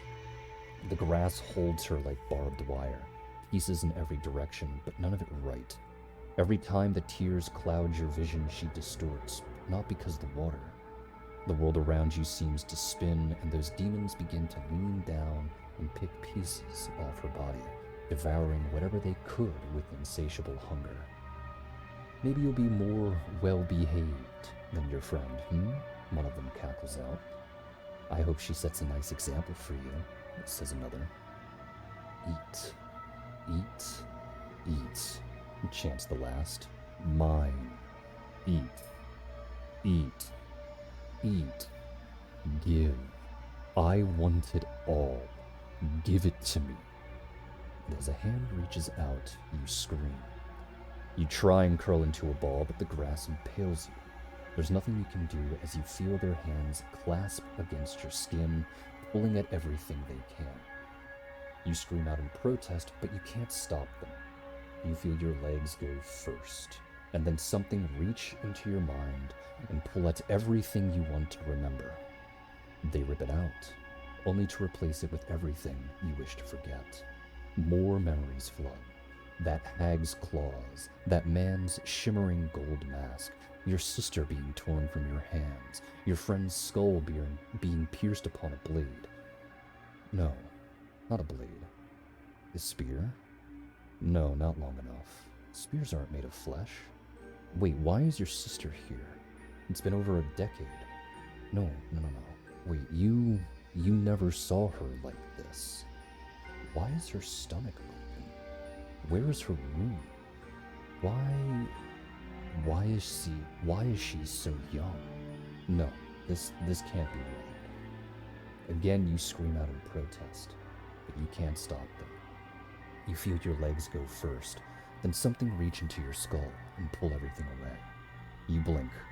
There's a foot against your hip, shaking you awake. They ask if you're okay. You look around, you see nothing but the sky below you, and when you look up, you see nothing but the sky above. Everything swirls into a gray fog, but if it's gray, why does it look like you? Why does it look like her? Why does it look like him? No, you ignore it, shaking off these images as this incessant foot shakes you again. Yeah, you answer. They only ask you if you're sure, and you shoo them away. Another sorrow, another window, another mother, another... Your voice begins to trail as your sight begins to settle properly. You look around only to find everything staring back. You smile. Every street corner, every building, every crack in the concrete below you is looking back at you with adoration, writhing in grotesque fashion. They utter phrases to you, but you don't speak abyssal. Whatever fragments of desperation they exude in your general direction falls on deaf ears. If these apparitions want to goad you into their servitude, they should have spoken in something you can understand. You laugh and smile back at each eye looking at you, waving as if they were your closest friends standing in the front of a line to get your autograph from your last concert. You squeal out in delight and sprint forward, rushing down the street, your instrument fastened firmly onto your back. No, this one's not yours. You open your eyes again. You find that familiar grass. You're back here again. The grass is red. You open your eyes again. The grass is red. You open your eyes again. Your friend is... You open your eyes again. The grass is red. Is it hers? It's hers, isn't it? Or is it yours? You open your eyes again. Everything has been set ablaze. You open your eyes again. The grass is red. It's yours, isn't it? Or... No, you can't remember. You open your eyes again. You can't remember. All you see is gold. You open your eyes again, and he's standing there, staring back. You open your eyes again. The demons got at you this time, and all you can do is scream and scream and scream, each noise you make overlapping with the last until it becomes nothing more than a deafening cacophony that cracks the sky in half. You open your eyes again. All you can hear is a cacophony of screaming, echoing through the halls outside your room. After a few moments, you hear someone half groan in contempt, not far from your bed. A little while later, a head pops out from the sheets of someone who owns the bed next to you. They appear to be some kind of dog folk, black and brown fur, messy hair. Someone who seems familiar, yet so far away at the same time. They smack their lips like the way those exaggerated shows did to indicate someone was tired. After a few moments, she sits up, and you suddenly remember who they are. Again, she says, staying silent for some time to let the screams eventually fall silent.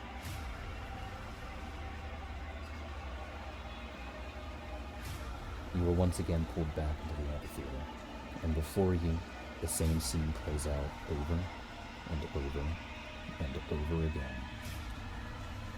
To which, this time, you find the Oracle sitting beside all of you, split up, so that she can sit next to each of you individually. And she goes, "You understand what I mean?"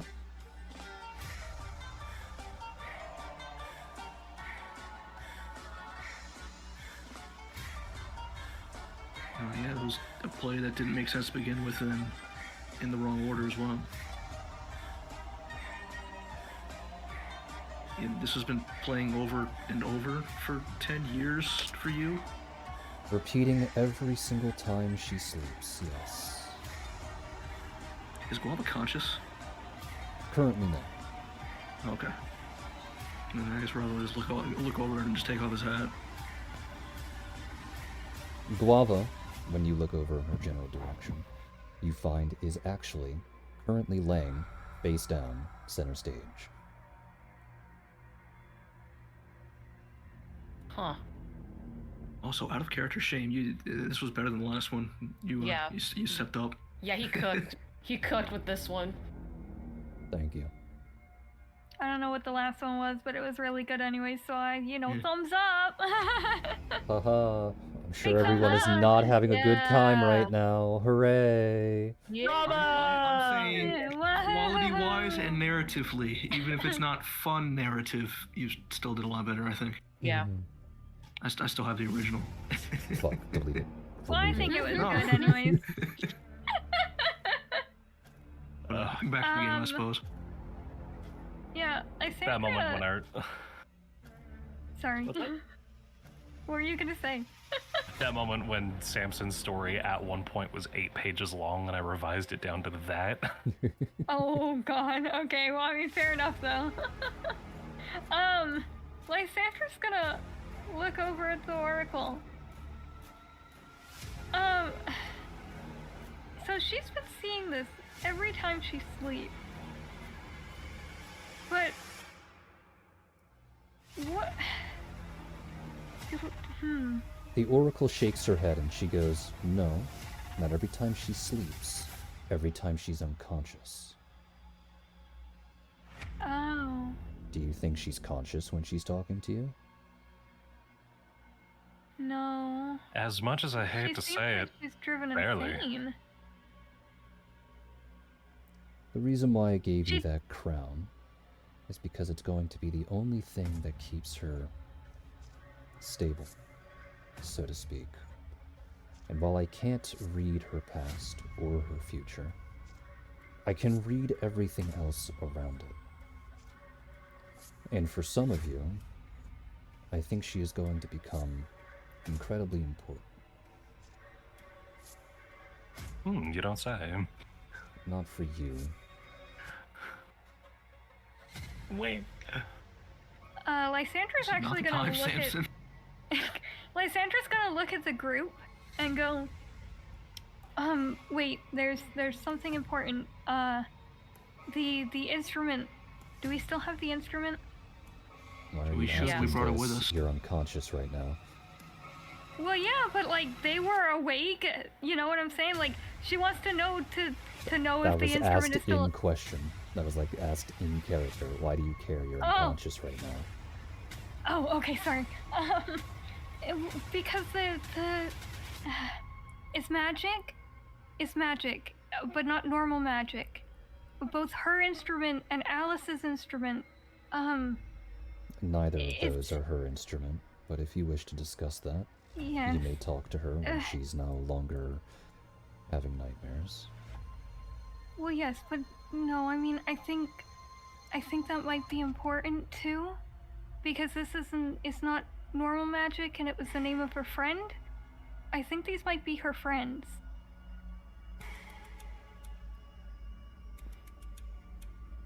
The Oracle will simply stare at you for some time, Okay. and then the Oracle will slowly dissipate from sitting next to you. Okay. Maybe I'm the one driven insane after this.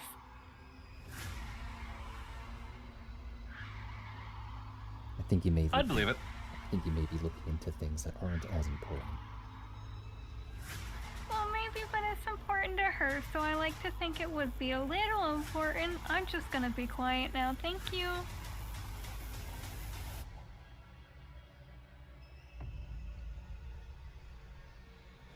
She simply looks at the remaining three of you and goes, well, what can you ascertain from all of this?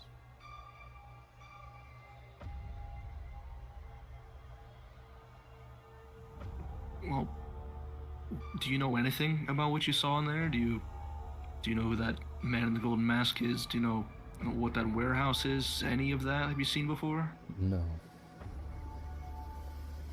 Which is the part that infuriates me the most.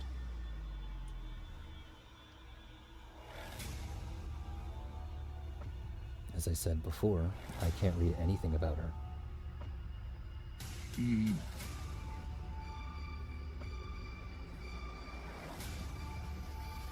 All I can really tell from this is that she, has apparently been unconscious for 10 years? Something like that. I don't think it's that she's been unconscious for 10 years. It feels as though she's barely present.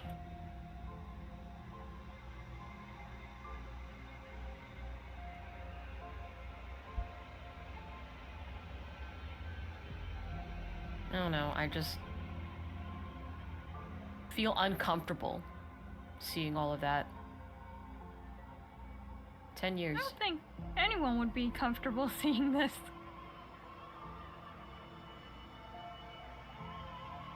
Like, they were clearly experimented on. I feel like we should talk to her, just wait for her to come to. This feels like a violation. Well, the three of you, Alright, then, cool. the four of you, I guess, have things to discuss amongst each other. Things that may be important to know, don't you think? To which she will simultaneously look at all four of you. Catan.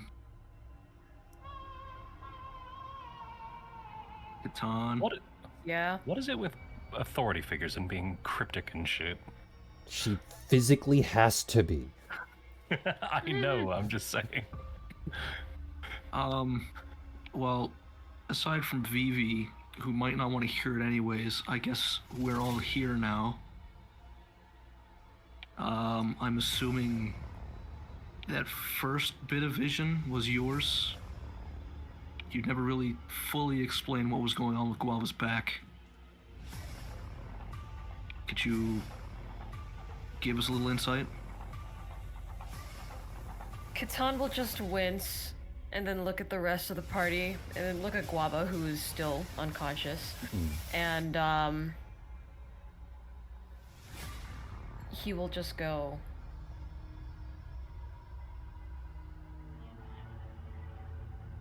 if I were to tell you this, you cannot report me to the authorities. I mean, I'm not gonna report anyone to the authorities. You can't. You killed someone back in Nihun.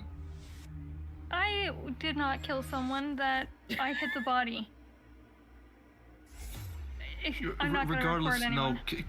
Catan, I think we're well beyond turning each other in for anything. If you were okay with, sharing that, I think you really should. It seems pretty important to us now. Mm-hmm.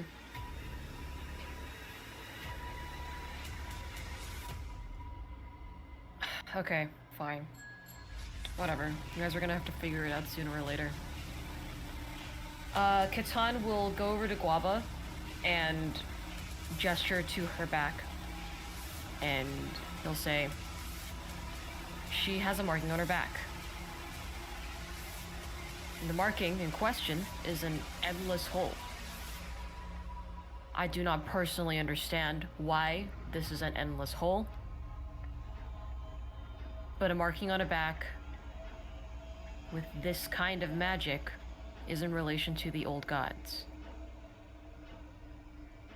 I would know since I have one. These things don't happen naturally. she would have had to go under some kind of ritual to obtain them. Most of the time, when you look on the insignia on the back of somebody and they have something like this, the insignia would be in relation to whatever old god that they would be used for as a key. A key to allow the old god here onto our plane to do whatever the fuck they want to do. But this is not a particular marking. This is just a hole. I don't know if this is a failure. I don't know if this is a success. But one thing that I do understand is that this is in relation to the old gods. This is very bad. I don't know when this was put on her, but it was put on her when she was younger. There's a chance that there's a chance that the people that did this to her have either been already eradicated or maybe they're still going. We don't know. But yeah. There's that. Guess I have something in common with the little thing now. We're both keys. Why would you think we turn you in? Old god stuff. Anybody who sees any kind of cultish activity is required to report it, otherwise they would be complicit. We didn't turn in Vivi, did we? Vivi doesn't have a mark. Vivi doesn't have a branding from an old god. Like, granted, I got this when I was with my family. Shush! I got this with my family. But Vivi was also being turned into a key. We didn't turn... Look, Catan, we're not going to turn you in, and we wouldn't anyway. It's not your fault. Besides, if we even considered it, would be robbing Well, the Vivi reason of why a I didn't dad. say anything is because I didn't want you guys to be, considered complicit. If Nasa, when she saw me for the first time, she would have killed me right then and there. You do realize that, right? Do you think Nasa probably knew? She's kind of got that, Oh, clerical sense. She saw probably it knew the instantly on me. second. When she saw me with whatever kind of sight she has, she could see that the marking that I had, like, it does not produce any aura of life. So she instantly knew that I was a key. And Nasa did not destroy you, as I do recall. You were still here.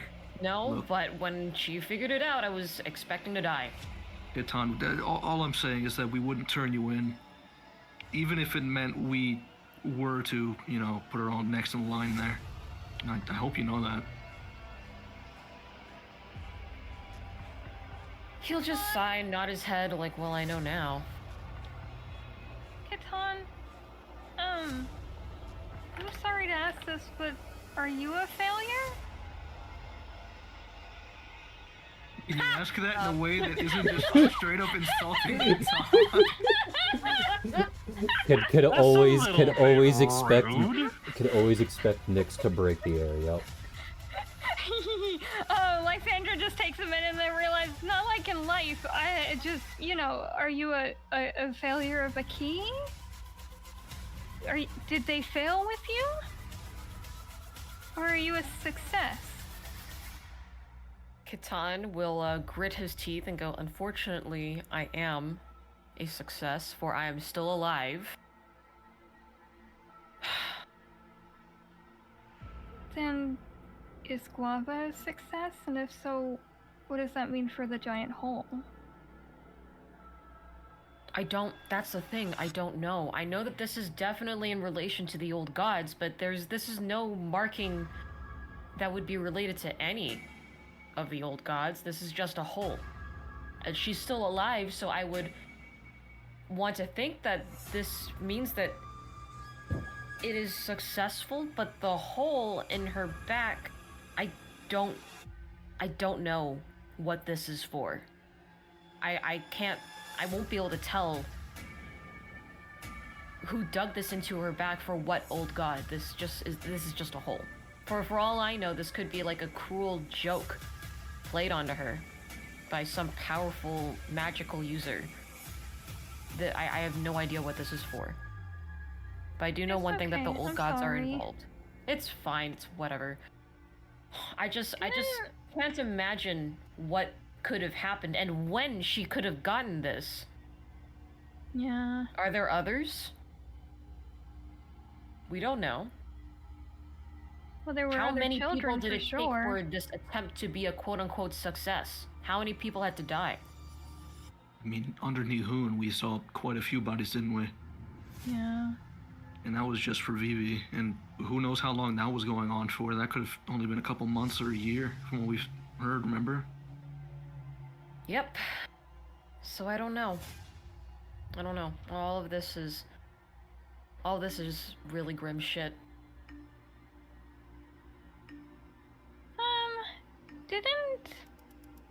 Didn't our nice oracle mention something about a void?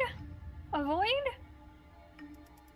And then she just gestures at Guava. A void? She A is void? a void because I can't see her in my clairvoyance. Oh. Not a literal void. I mean, there is a literal void. Yes, Okay. there is a literal void as well. Okay. In her back, but I'm not sure if that's not normally Just a there, void is it, in Catan? sight. No. No. There's always some kind of symbol. Kind of like, how the new gods have an insignia. I'm sure you have one, Nyx, from Reliqua. The old gods also have particular symbols in relation to them. I don't know any that's just a blank void. I haven't heard of anything like this either, to be quite honest. Is it for all? Is it for none? Is it for a new one that we didn't even hear of before? Religion check? Religion plain. check? Yeah. You can go ahead and make a religion check if anyone has them. Oh, What yeah. about planes? Well, it'd be planes, but yeah, not religion. Okay, Oh. alright, so Yeah, it is a planes. planes check, okay. Oh shit. Planes are Where's my psionic. plane? There you go. There we go. And what in particular are you trying to ascertain? Oh, Like what this black hole on Guava's back is in relation to, like what old god is she associated with, if at all? You can't see. Do any of them symbol? Since it is just a hole, one that you can reach into near infinity. You have no idea what it could be. Could I do either a religion or psionics check or something to remember the old god's stories? That would just be you, the player, remembering their stories. Okay, but because I am not the person who wrote the lore, could you tell me if there was any There are none. Okay, so there is the Pantheon, right? There are none that associate to this. No, not what I was asking about. Was there any discrepancies in the Pantheon? No. Is what I'm trying to ask. No? Okay. Thank you.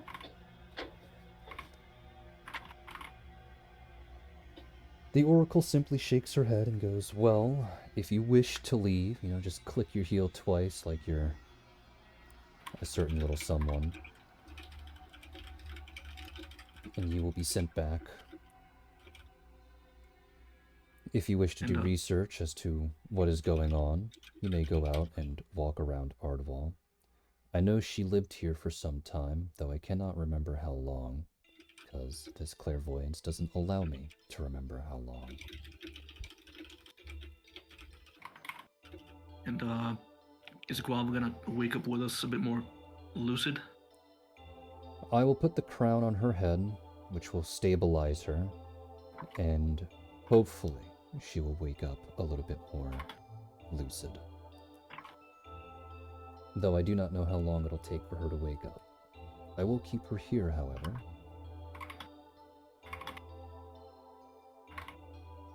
Alright, well, thank you, and we'll do our best to help with this issue. Alright. Rosin will, I guess, click his heels like a certain little someone from something. Yep. Click their heels. Just make sure you say there's no place like home when you do so. Now, given the apparent importance of this hole in relation to the old gods, Would you say, as far as the gods are concerned, that this hole is a goal? I'm not going to answer that at all. It's a very, Fair. very bad joke. Try again later. Fair. Genuine question. though. Rosin wants to have a really long talk with Samson about knowing when to ask and say certain things. No, that was out of character. Genuine in-character question. Is there any kind of force, like it feels like the hole is pulling things in, or Nope. is it just... No? As described before, Catan could simply sink his hand in and pull it back out. Yep. Okay, so it's not vacuous. No, but it's a endless hole. Okay, because I was thinking if it had like some kind of vacuum property to it, that could be something. Do we, as characters in the story, understand the vacuum property of outer space? Probably not. Yeah.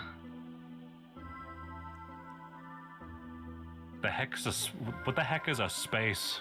Anyway, Exactly. Space. I presume that all of you are going to wake up now, yes? Yeah. There's no place like home. Click, click. To which, when you wake up, you find all of you, resting rather calmly on your back, arms crossed over your chest, kind of like you're a vampire. And Oh, yippee.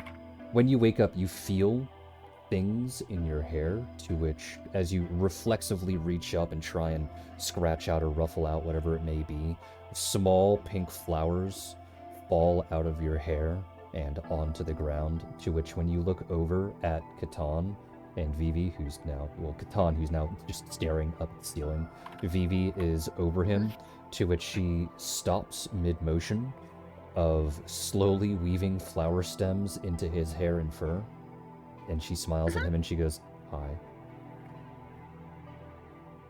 Where did you get these? She points at the oracle. You touched my daughter. She said she knew that I was gonna be here, so she gave me those. And she points to this large pile of flowers in a basket that are nearby all four of you. Okay, what was that? A basket of flowers. But that's what it is. No, sorry. My Discord decided it wanted to murder itself. Oh. Sorry. The new update just dropped. They're still working out all the kinks.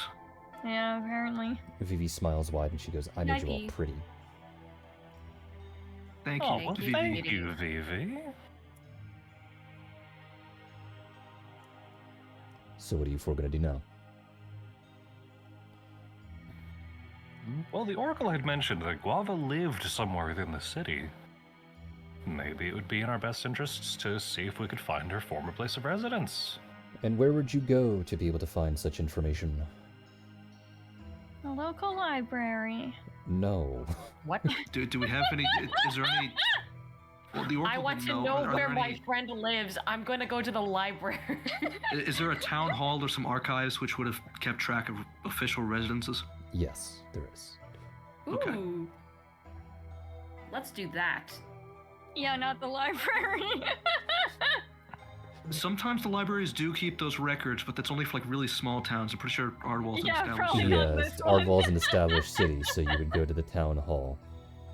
Can you And- tell I grew up in a really small town? So, are all of you gonna go to the town hall? Should we wait till Guava? Is Guava gonna be conscious anytime soon? Should we, I don't know, wait for her before we try to break into her old home? I mean, that's the question. If you want to go and do some mild investigation now, you may. If you want to wait until she's awake, then you may do that too. It's entirely up to the group. Samson's probably gonna stay by Guava. Wait for her Rosin to thinks wake that's up. probably best. Maybe we can ask her, and otherwise we can figure it out and wait until she wakes up to actually go there. Is that what the group wants to do? Hold on. I think yes, we should have at least some people or at least one person stay by Guava, to make sure that she's okay and everything and all that kind of stuff. But I feel that if she has residence here, And if something happened in relation to her, like I know she's rather infamous around these parts. Maybe we can try and look for some records. She's a Of celebrity, isn't she? Among Yeah, celebrity, she's yeah. considered a celebrity around here. Yeah. Maybe we could do a little bit of research, like have the other half of the party simply go somewhere to figure out, like, maybe incidences or locations that are in relation to Guava, because like she may come back and she might be fine, but how much would she really remember? The only Maybe way we to could know try is and to find. is to ask her, to be honest. I'm aware, but having like like a ballpark figure of like what to look out for, what to ask would be good. Fair. It would certainly help. Because I would imagine that she would be a little bit overwhelmed Yes. coming back, and if we ask her too many questions and too many different kinds of questions, I'm afraid that she might just, modem dial up. Modem dial up. Oh, okay, well, I think I'll stay here with Samson. I think at least 2 people here should be okay. The Oracle, I don't think the Oracle could see anything what Guav's gonna do, right? Like at all. No. The Oracle Yeah, so- cannot predict Guava at all. So, having at least 2 people here to make sure that, I guess just in case the crown doesn't work, to make sure that things don't get anything like we saw in the penthouse, I suppose. And maybe just to like calm her down, all that good Yes. stuff. She seems to know what a violin is at least, so there's some rapport there. I would I'll hope stay by so. her because she knows what a violin is. Yeah, exactly. That was Gonna that hang was out gi- here that, that for- was given in the tone that she clearly knows how to play one at least, or at least knows how it operates. I don't think bards usually in lore know that. Like I can't play fucking Samson's instrument. Yeah, that's fair. Yeah. All right. So, Rosin and Samson are going to stay back. Catan, you made it clear that you're at least going to go to the town hall to look up some things. Lysandra? I'm gonna go too. Alrighty. In which case, Catan and Lysandra, you make your way towards the town hall, to which I'm too lazy to describe it, but we'll just say that it looks like any other average town hall. Maybe a little bit fancier with more marble-esque nomenclature in the way that it's built, but more or less is pretty average. To which, when you walk up to the front desk, what do you ask?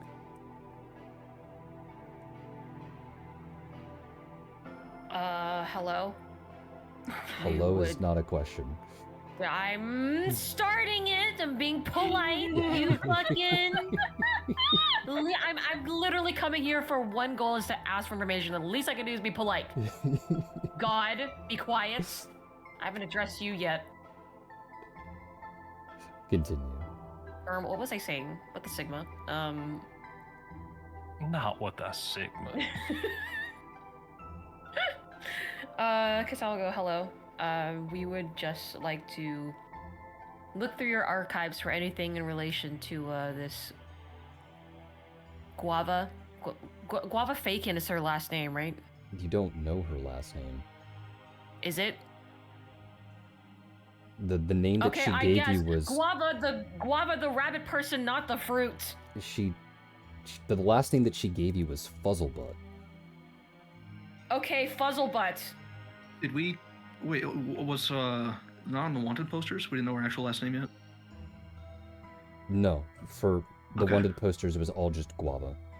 Okay, good to know. Okay, then Guava the rabbit folk, not the fruit. The little celebrity. We're looking for articles and archives in relation to Guava. To which, when the person starts doing that, going through the general archives to try and help you out, when they hear the name Guava Fuzzlebutt, they are a bit confused, and then Catan reiterates, going, Guava, the rabbit folk, the one that played at the concert at the Gladiator Pits. The individual looks back up at Catan and says, I'm sorry, but I am not in the business of handing out information for any of the celebrities around town. considering that it can lead to some undue circumstances and unforeseen consequences. Thanks, G-Man. You're welcome. It's okay. We're trying to help her, but all right.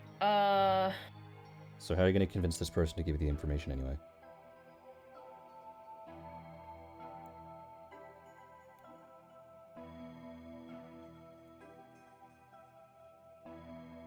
Well, there's nothing like telling the truth. Ma'am, I completely understand, and I would totally get it if it were in any other circumstance other than this one, but we just came from the Oracle's home, and there was a minor incident in regarding to Guava. It turns out, and I know this is a little bit hard to believe, but she has been dissociating for the past 10 years, and she hasn't been exactly coherent of a person, and now that the situation has resolved thanks to the Oracle, you know, the person who watches over this place with her wiseness and wisdom, Guava may not remember everything and anything that would be important to how she dissociated for the past 10 years, and we would like to help her. She's currently unconscious with the Oracle and a couple of my party members. She's going to come to very soon, and I would rather not overwhelm her with unnecessary questions and instead just get to the nitty-gritty so I can help her. Go ahead and roll for diplomacy. Nothing like telling the truth, right? Yippee! Yippee! Diplomacy. Okay, yeah, sure. Why not? 24. The individual looks up at you with a light scowl on their face, to which they'll say, yeah, I agree with you. That does sound a little far-fetched. Sorry, I don't believe you.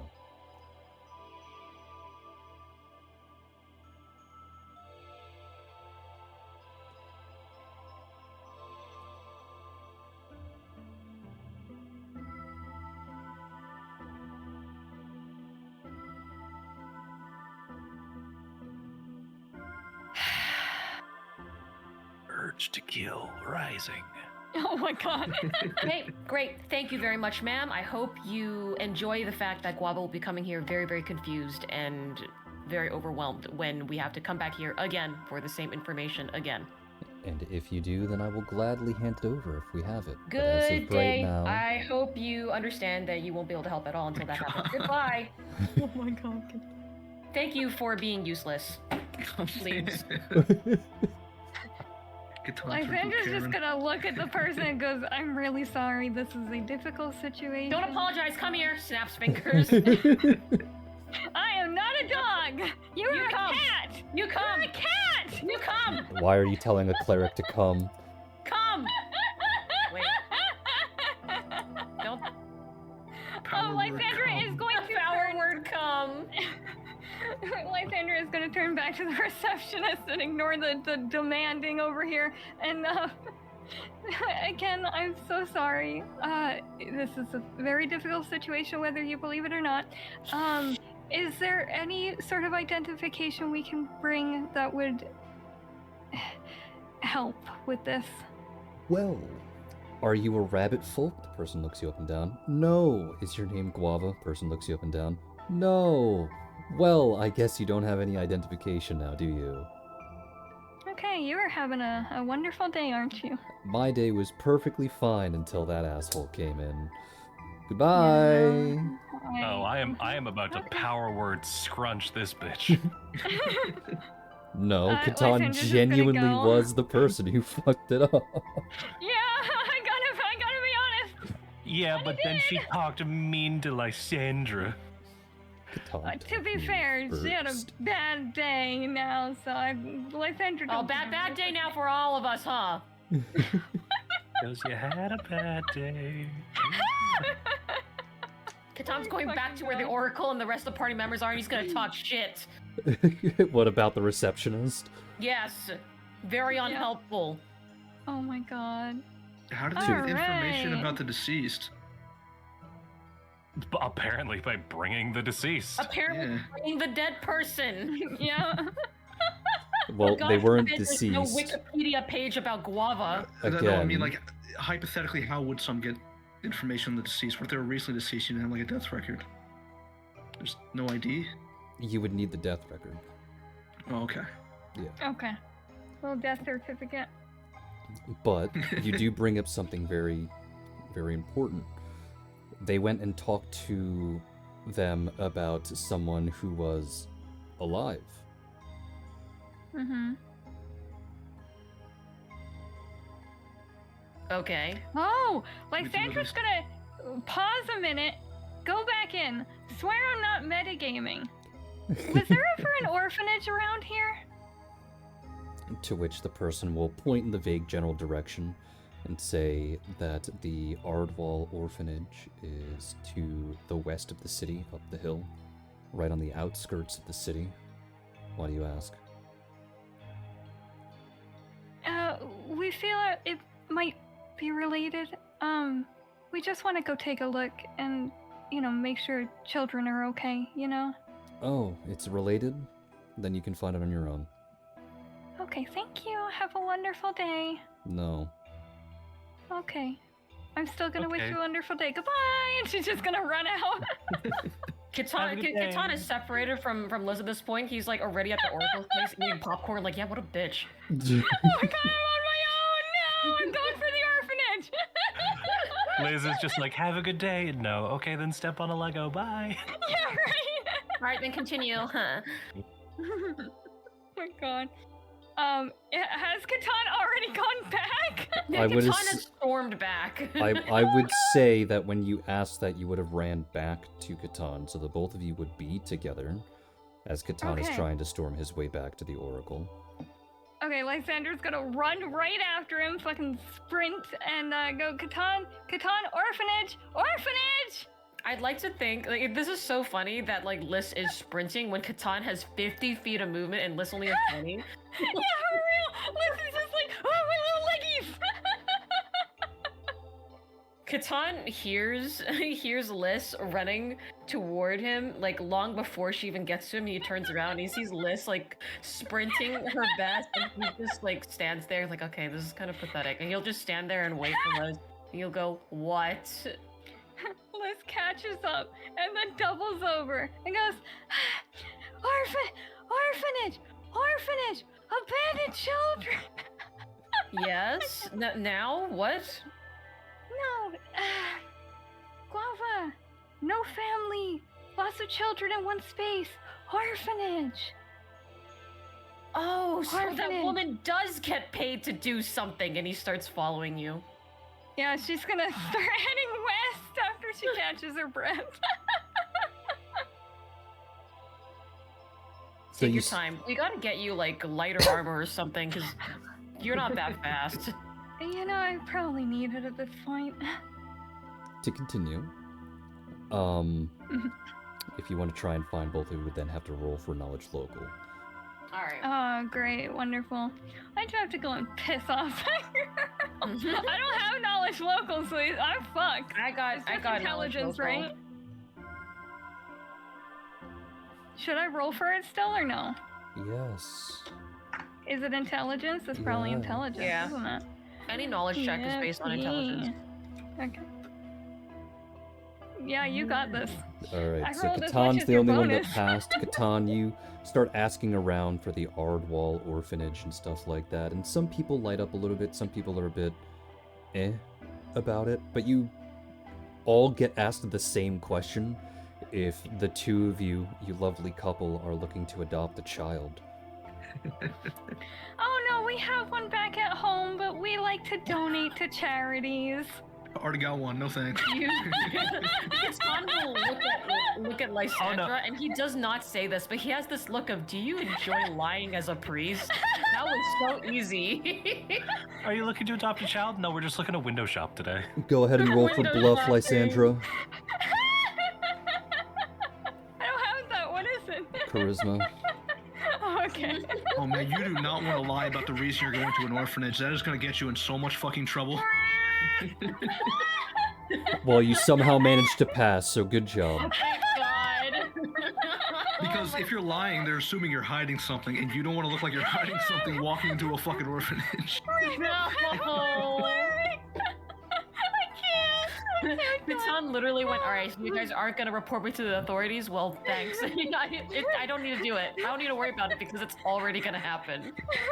So you make your way out west, to which you follow a dirt path, which does legitimately take you out to the outskirts of the city, and you see an orphanage. It's rather simple. It is a 2-story building, albeit much wider than most buildings, as you would expect for a place that houses a large number of children. And the front is walled off by a large brick wall, within the center being a large metal gate.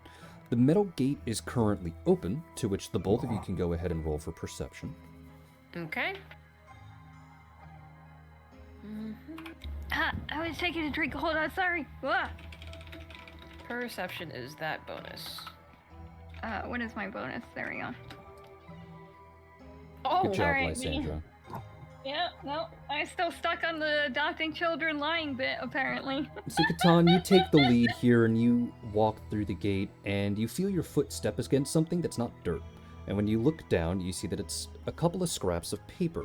You pick it up, and you see that you have 2 pages in your hand, with some scribbles on it. The scribble is hard to read, mostly because it's in Aquan, as well as the handwriting not being the best. But you do notice a familiar name signed at the top of it, that being Yzma's name.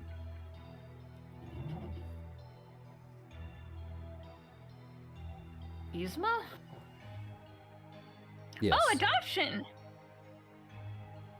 Lysandra just staring at the gate goes, yeah, one of them was adopted, remember?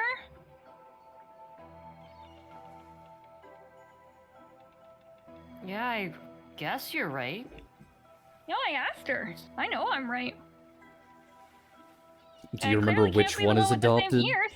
Do you remember which one is adopted?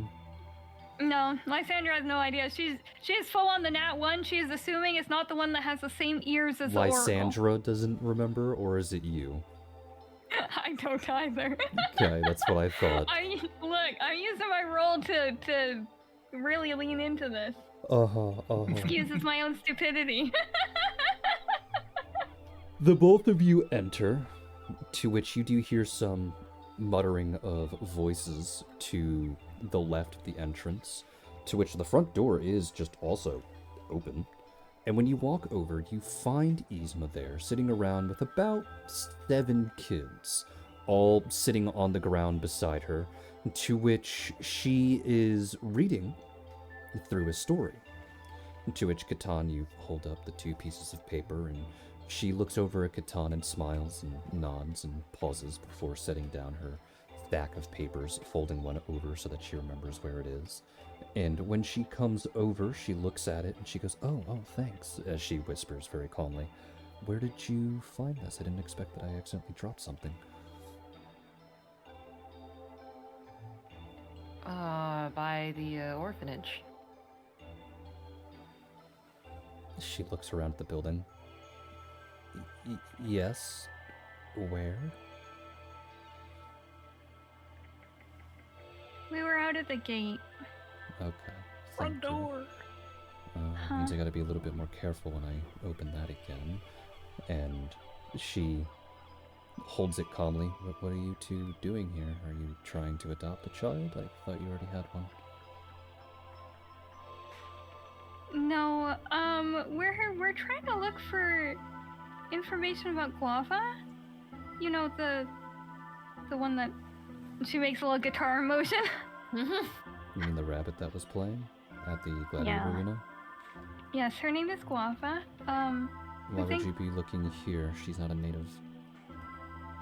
Well, she wasn't adopted here. Okay. We thought orphanage, lots of children. For a land filled with fish people, and you thought a rabbit was placed here. It's an orphanage. for a land filled with fish people and you thought a rabbit was placed here? I mean, to be fair, if the child is abandoned, are you gonna turn her out because she has fur? I think you're misunderstanding the point that I'm trying to tell you. Maybe. Sure. Clearly not here, though. Well, Thank I'm in you. the middle of story time. You can sit in if you want to, though you are free to leave if you wish. What are you reading? One of the stories that I made for the kids. I do this every Wednesday. Oh, that's very nice of you. Mm-hmm. Were you adopted from here? She stares at Lysandra and just slowly sighs and says, no. Not were you adopted? Lysandra's gonna say, Riffle was adopted. Why is it that Why is it Riffle like how, thinks that I'm the dumb person? You have pink hair! Yeah. She took the brain cell with I her. love how Lysandra just went, were you adopted from here? And then her fallback is like, I know people who were adopted. Oh, I have don't worry, lots of it's adopted okay. Friends. Don't worry, it's okay. I have an adopted friend. I cannot read now. She really did take the brain cell. We shared that shit, and it's gone. Yzma will look over at Catan. She doesn't say anything. She just looks in his direction, effectively implying the same questions.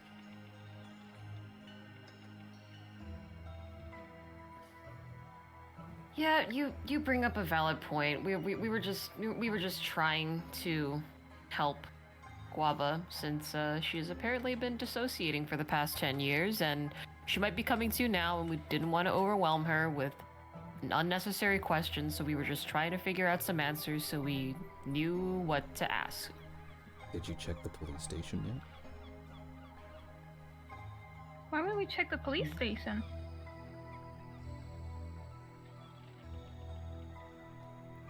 Like, Lysandra looks fully serious. Why the police station? She looks between the both of you and goes, You do know that she was hospitalized for some time while living here, right? So she would have a police record. Oh, no, we did not know that.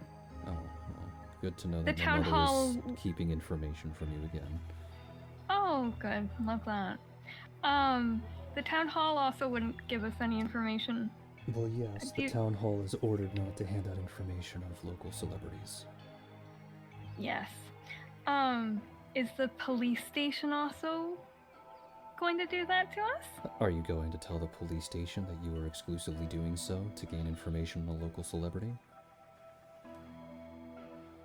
Lysandra looks over at Catan and goes, not unless Catan's Well, don't look at gonna me. I guess say I'll lie this everything time. again. That'll be great, huh? It worked. Never mind. And You heard it Lysandra here, immediately folks. The shuts priest up. said it's okay to lie. Reliqua not a doesn't matter say I of can't lie. lying. It's just, you know. Yzma just pinches the bridge of her nose. It's not lying. What did my sister do to both of you? If you're looking up something out of curiosity, the police can at least give you the bare minimum of information. Okay? Do you know we'd the say it's time for period in curiosity. which Guava was hospitalized? Maybe we can give them like a period in time or particular incidents. No. But if you really want to cover your tracks, then ask about her friend.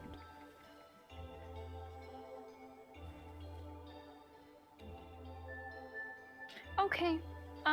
Thank you. Sorry for bothering story time. She smiles and Lightly pats both of you on the cheek and goes, "Have fun." she then turns around and goes back to her kids. Picking Okay, up her story bye. again and continues to read. Right. I A friend recognize that then which we motion. don't know their name for. How are we going to ask the police about information on a person which we don't know their name for? Do you want to go back and ask? We might as well just wait for Guava at this point. Fair enough. Well, we do know one name. Alice. But if it wasn't here, that's not gonna be important. Never mind. We'll just go back and wait, I guess. Guava's gonna be in for a fun time, he says as he just starts walking back. We could ask Yzma about the name.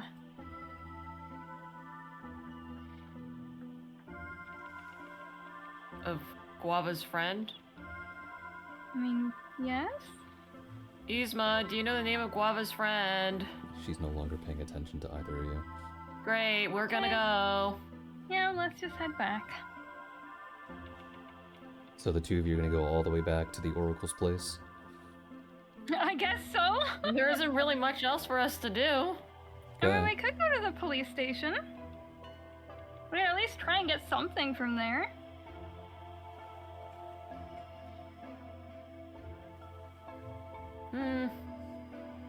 We could try. You're gonna be the one doing the talking, though. I'm not talking. Okay, fair. Hearing this suggestion, have any of you ever watched like one of your friends play like a puzzle game, and they're just doing really, really terribly at it to a puzzle that you've already solved? Oh yeah. Yeah, that's how I feel right now. That's great, honey. You're the DM. Yeah. I don't know the thing I wrote. It's not that. It's not that. You're the game dev, dude. It's just watching two people bumble. Oh, you don't have all the information. Maybe you should get all the information. Let's try and do it without any of the information. Okay. Okay, well, never mind. Now we're going back to the Oracle's place. That's metagaming. No.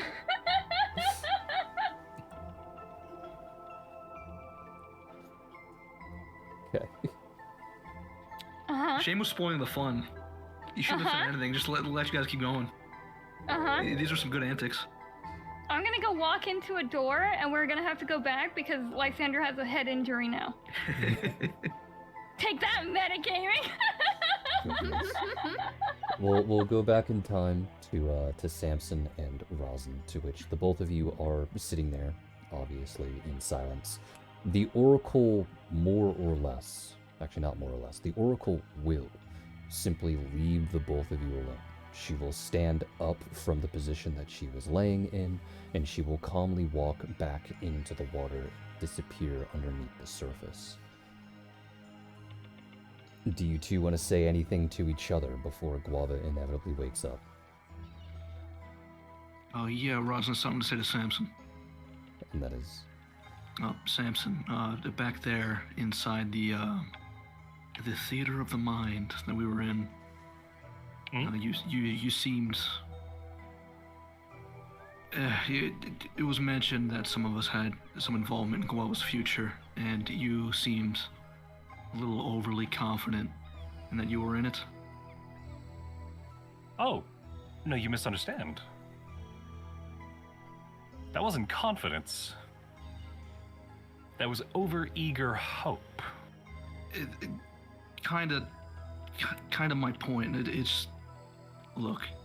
I've seen many sailors fall head over heels for lassies on shore, and I do always wish the best for them. You are certainly being a little overeager. I think you should at least try to get to know Guava as an actual person before being so obsessive.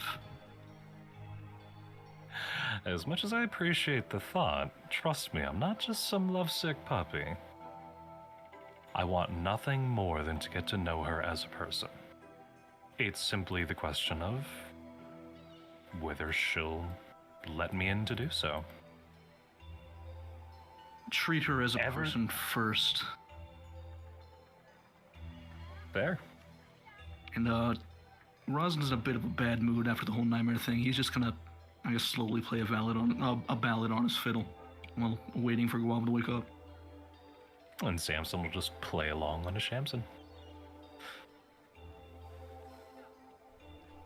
After about 5 to 10 minutes,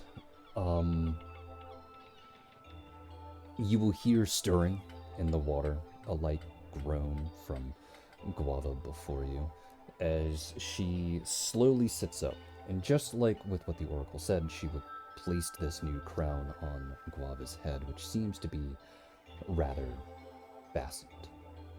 She sits up, looks around the room for a moment, and looks over in the general direction of the both of you before tilting her head, mumbling to herself for a short period, and goes, "Oh, it's you two." Out of character, cynical. That's really cute. What? So cute. What? Oh, yes. Huh? Yeah, Rosin will just nod and take off his hat. How you feeling, lass? She looks around the room for a bit before very calmly getting up to her feet. She doesn't actually answer the question. Instead, she asks someone in return, and she asks what the two of you were doing there. Well, we'd all had just a little bit of an adventure, and we were waiting for you to wake up to make sure that you were okay.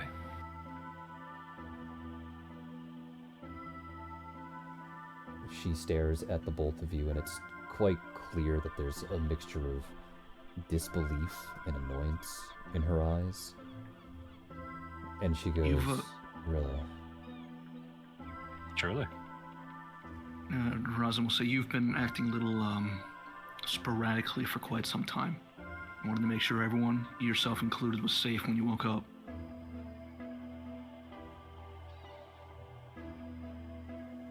She thinks for a moment. Again, not really responding to the statement. And she asks where everyone else went.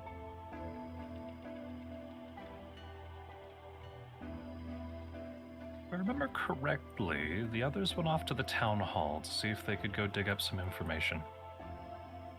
She thinks for a moment. She goes, "Well, it's not really going to work too well. They don't even have my real name."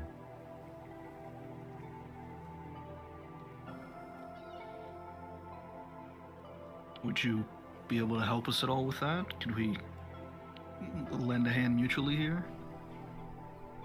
She thinks for a moment, staying silent for actually quite a long time this time as she tries to weigh her options. And she asks why you want to help to begin with. And it'll be at this point that Catan and Lysandra would return to the sanctum.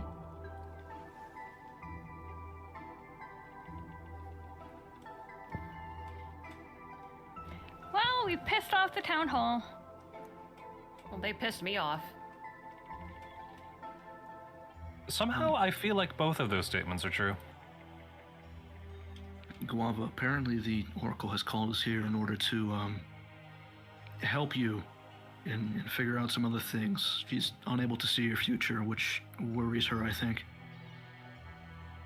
Guava seems confused and goes, "I don't understand why that would worry an oracle." If I could see everything and I suddenly couldn't see something, I'd be rather worried. Maybe we're just different then.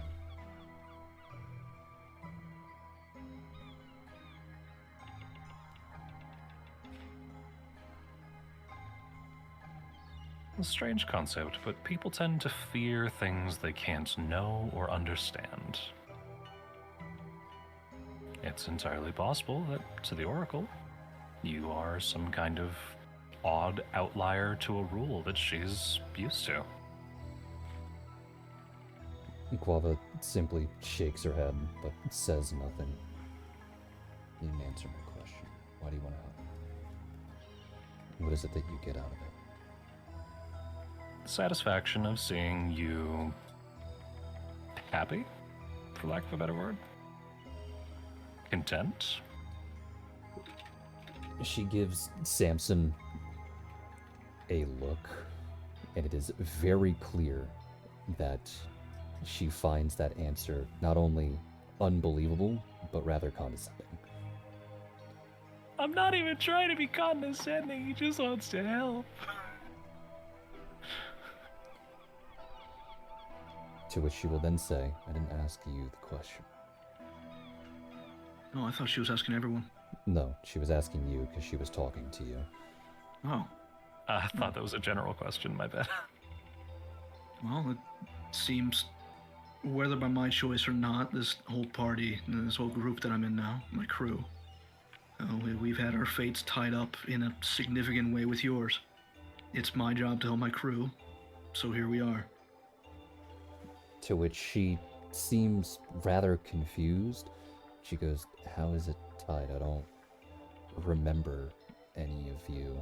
And then her face distorts for a moment. Her eyes sort of glaze over as she stares off into the distance for a bit before blinking, holding her eyes shut for a moment and shaking her head, and she goes, where am I? The Hall of the Oracle in Ardwall. And upon hearing Ardwall, she looks around and says, I'm gonna go home.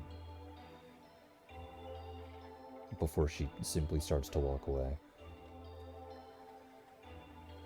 Would it be alright if we accompanied you?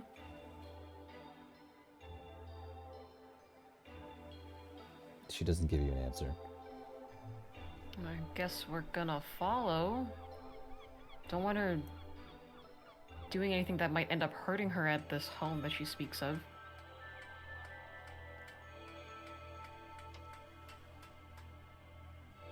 Are you gonna like follow, or are you gonna stealth stalkerishly behind? No, Rosin would prefer following to Yeah. making you look criminal and evil. Alright. Well, once Guava leaves the sanctum and the rest of you follow, are you like directly next to her, or are you just following casually behind? Rosin would want to give her distance personally. The rest of you? Distance. Distance. Distance. Not hiding that we're following, just she needs some fresh air. Fair. Yeah. Very fair. So as she continues to walk through this city, all of you can go ahead and roll for perception.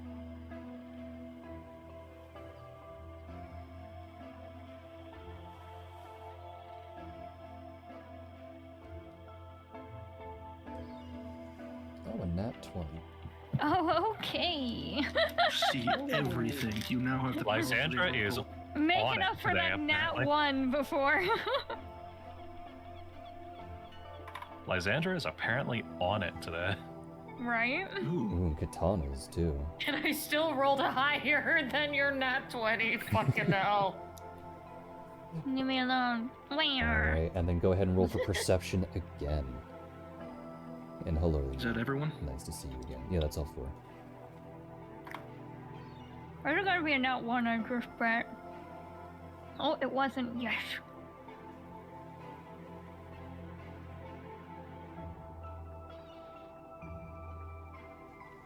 Perception again, Samson.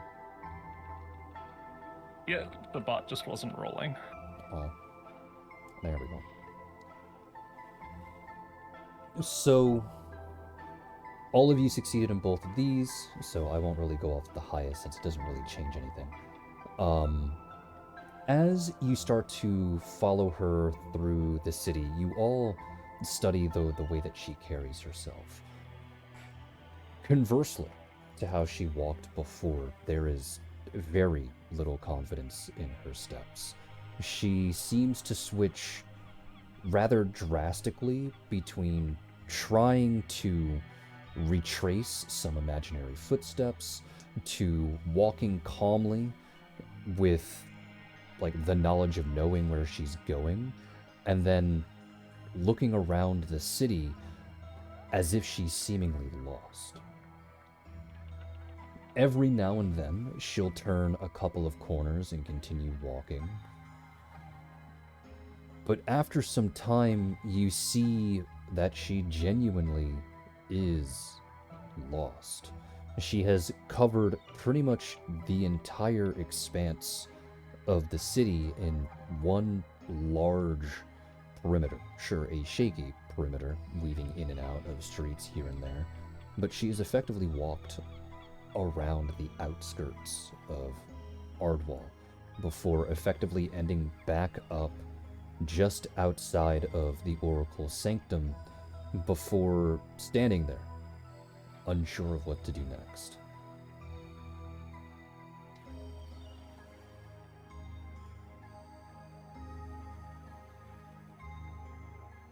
Womp, you said you're looking for your home. Can we help you? She turns towards the group and legitimately only now notices that you've been following her. And she thinks for a moment, and you can see like the ideas sort of pinging back and forth in her head, trying to contemplate whether or not you've actually been following her or you just stayed here the entire time and she managed to walk past you without noticing. And she shakes her head, effectively shaking away those thoughts, and she says, I can't remember.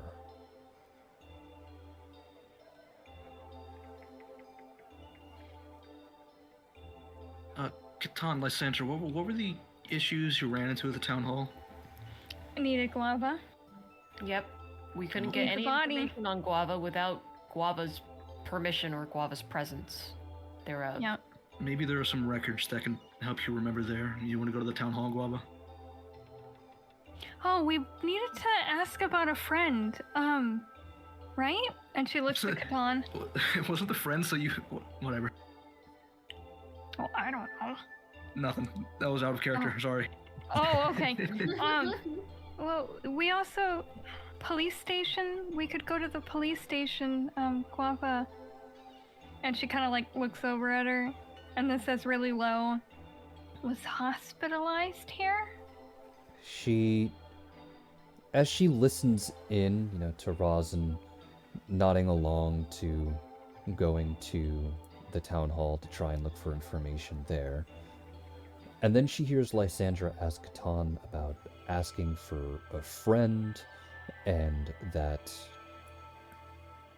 But then your voice drops, and all she hears after that is just the police station, and she doesn't hear the mumbling after that. And she goes, oh, I didn't know Roxy was at the police station. Yeah, we'll go there. Okay. Roxy? Roxy? And then she stands there, and she goes, what was it again? We'll lead you to the police station. We can bring you there.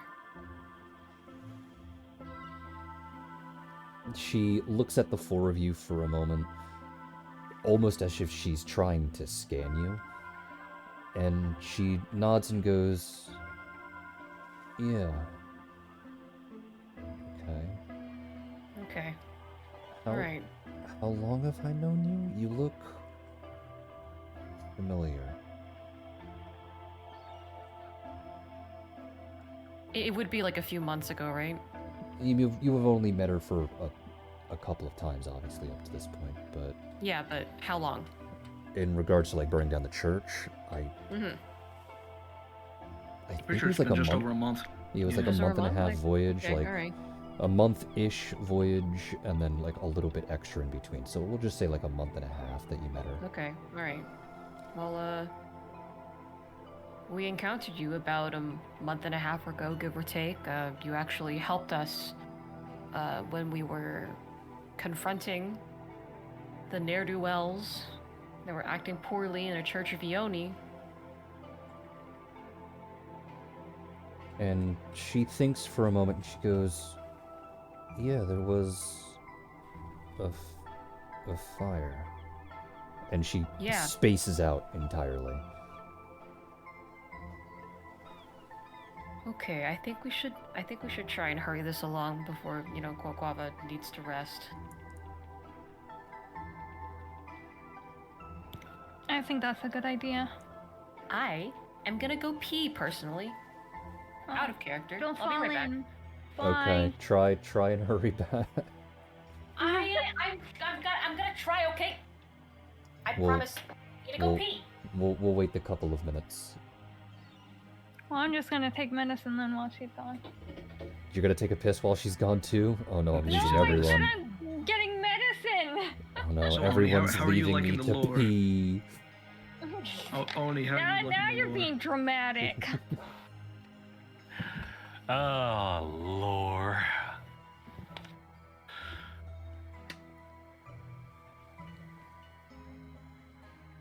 That's it. That's your thoughts on it. Okay, That's thank just you. Lord. Th- That's your thoughts. Thank you for entertaining me. Me and my little Which far below you notions of trying to make conversation in this dead air. Nobody wants which to lore are entertain you. Which bucko. lore are you asking about though? I don't know. Maybe the stuff we've been learning for the past 3 hours. I don't know. Do you have any thoughts on it? Are you enjoying yourself? Just give me something here. I can't carry this. I am willing to talk. I'm also just jotting everything down as notes, and I have a really hard Fair time enough. talking and writing. You see, the Yes. trick is to just rewatch the VOD after when you have more time. Bitch, you say that like I'm not busy 7 days a week. That's fair. What do you mean? There's only 8 days in a week. As far as the lore goes, honestly, this session has been fantastic. I'm loving these lore drops. The nightmare sequence, finding out about Alice, this has all been exemplary, and unfortunately does have one major side effect. I am just Side effect. that much more heavily invested in Guava as a character now. Oh my god. I thought I was bad. I'm over here thirsting over cute freaking PNGs, and you're like guava, guava, guava, guava, guava, guava, guava, guava. Yeah, but you thirst over all of them. I do. Oni's though. faithful. He's faithful. Look, sometimes you just want one tiny little PNG. Sometimes you want all the PNGs. We don't PNG shame here. Come on. And the crazy thing is, it's not even thirst at this point. I just want to know more about her as a character. I'm getting get you. invested in story. Man, I almost freaking cried reading fucking YGF's goddamn story. Like, you guys probably heard my voice break, and I'm trying to like carry on without going. Because I included Vivi, was that it? Yes, that really killed me, and the end part killed me too. Like, I almost Yay. couldn't finish It was so 'cause I well actually written. Thank you. cried, and I don't want to read your shit again. Go away. I don't always like that stuff. In fact, I rarely do, but this was a nightmare. I don't like you. I thought I Oh, seriously everybody's- misunderstood everything. Everybody's Welcome back. nightmare sequences were so fucking vivid and good. I didn't realize that I was supposed to just write the nightmare part and not the like going to sleep part, and also write it in first person. So I think you always write overthought it it third. again, because I said Well, write it no. in first person. I even wrote it out. Please write it in first person. Yeah, I It didn't was read part that of the part. homework instructions. Yeah, I didn't read the instructions. I always write in Jesus. third person. That was my fault. I saw nightmare, and then I was like, all right, nightmare, and then I went writing how I normally do. Yeah, good job. Exactly. Anyway, now that Sin is back, now that Katam's back, so Yeah. to reiterate what happened when you mentioned to her about the Church of Ione, she said that she remembers there being a fire before entirely spacing out. She's not catatonic, but she isn't moving at the time being. She seems to have spaced out, like she's thinking about or remembering other things.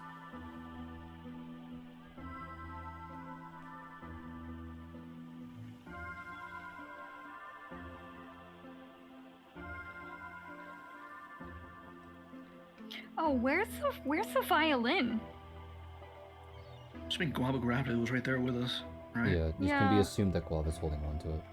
Yeah. Okay. Guava, do you remember anything about the instruments you have too? She kind of snaps back into reality when she's asked this question. She looks over at Lysandra and tilts her head and she goes, "Instruments? Oh, right." and she pulls the guitar and off of her back and the violin out of her possessions.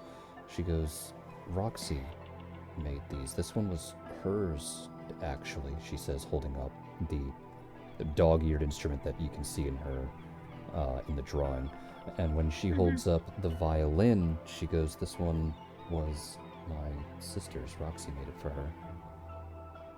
Where's Mom? Was your sister named Alice? She nods, yeah. Okay. Okay.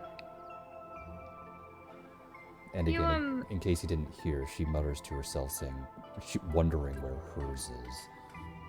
No. We upset a drow woman to get that back, and she gestures to the violin, so if she seems a little scared of you, if you ever come across her again, just maybe don't worry about it.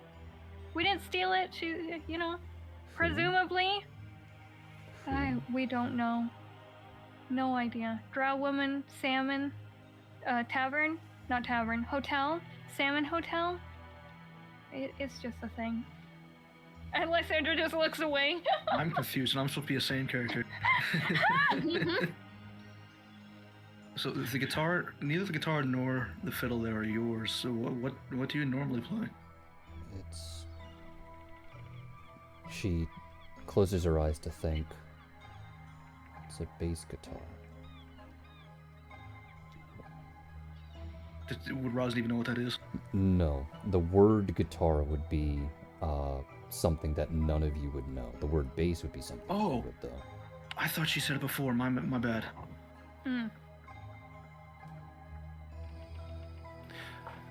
A bass, huh? No, a bass guitar. It's different. Huh. What's the guitar? To which she holds up the instrument that she's usually carrying around.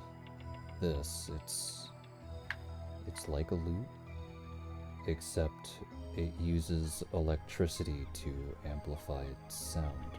I don't remember how Roxy did it. Oh, right. Roxy's at the police station, isn't she?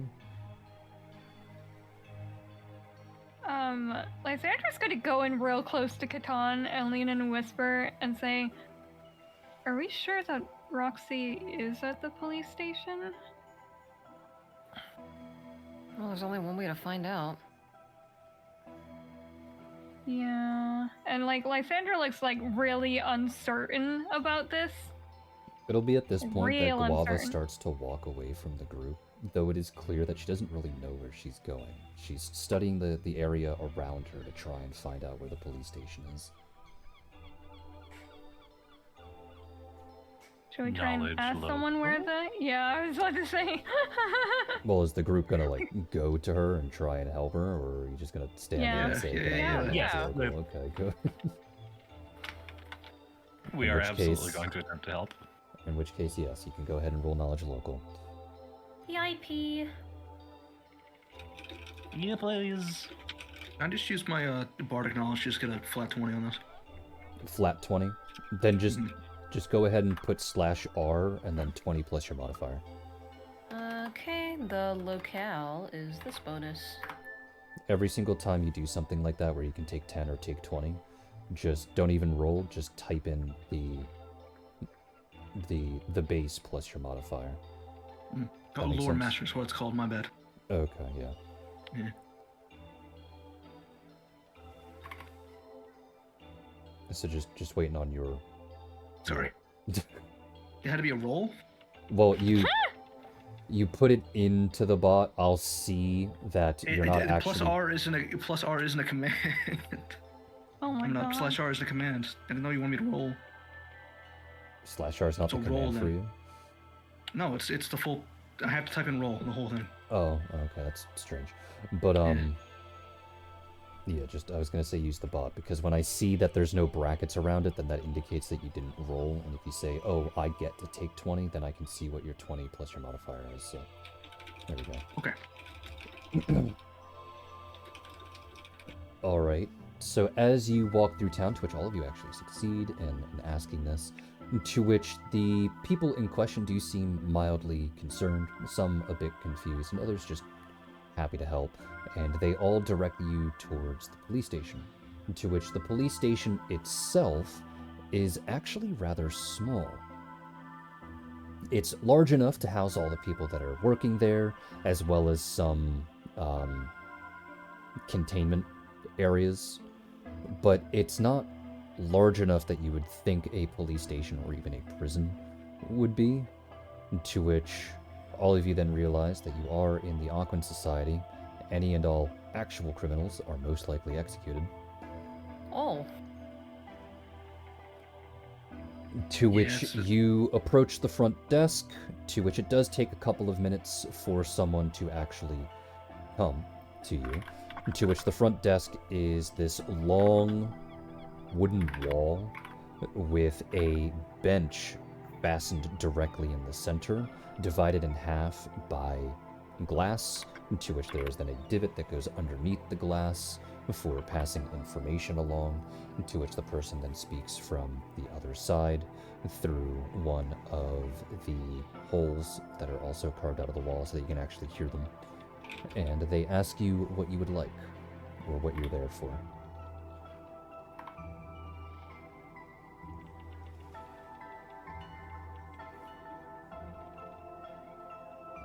Well, One of you gonna say anything? All right, I guess I'll step forward. We're here for information on Guava, any past residences, and he gestures to Guava, and a friend named Roxy who might be here. As you're going through this, they go Guava, and they point to the rabbit beside you. That Guava. Yeah, she has records here apparently. The only way that she would have records here is either if she's currently being detained, or there are death records that you're trying to look up. And considering that she's beside you, neither of those are true. Did either Catan or Lysandra mention that she was hospitalized loud enough for Rosin to hear at any point? Because Yeah. whispered before. I mean, yeah. Yeah, that Lysandra- part- we can openly Lysandra did talk about say. it. Yeah. Okay. Lysandra would have said Did it loud mention enough it. for you to hear. I was just describing that Yeah. Guava is spaced out to focus not on Guava. other things. She had apparently been hospitalized at some point, recovering from something. Okay, yeah, we would have those. You mentioned someone else. What was their name again? To which this will be when Guava speaks up, and she goes, Roxanne Fakian. She's my friend. She's been here waiting for me, I think. To which the person nods along and turns away from the counter and starts beginning the research. To which Guava then tilts her head and starts looking down at the floor and goes, why would she be waiting for me here?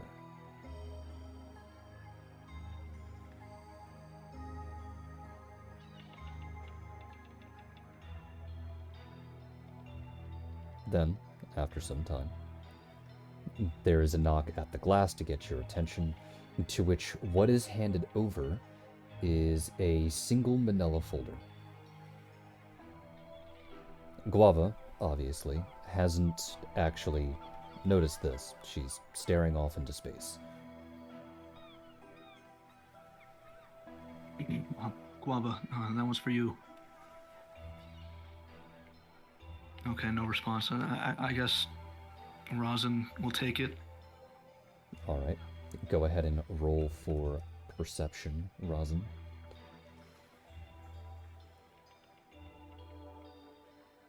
Oof. Oof. I mean, hey, you are reading through something, so at the very least it's not an out one, right? Yeah. Fair.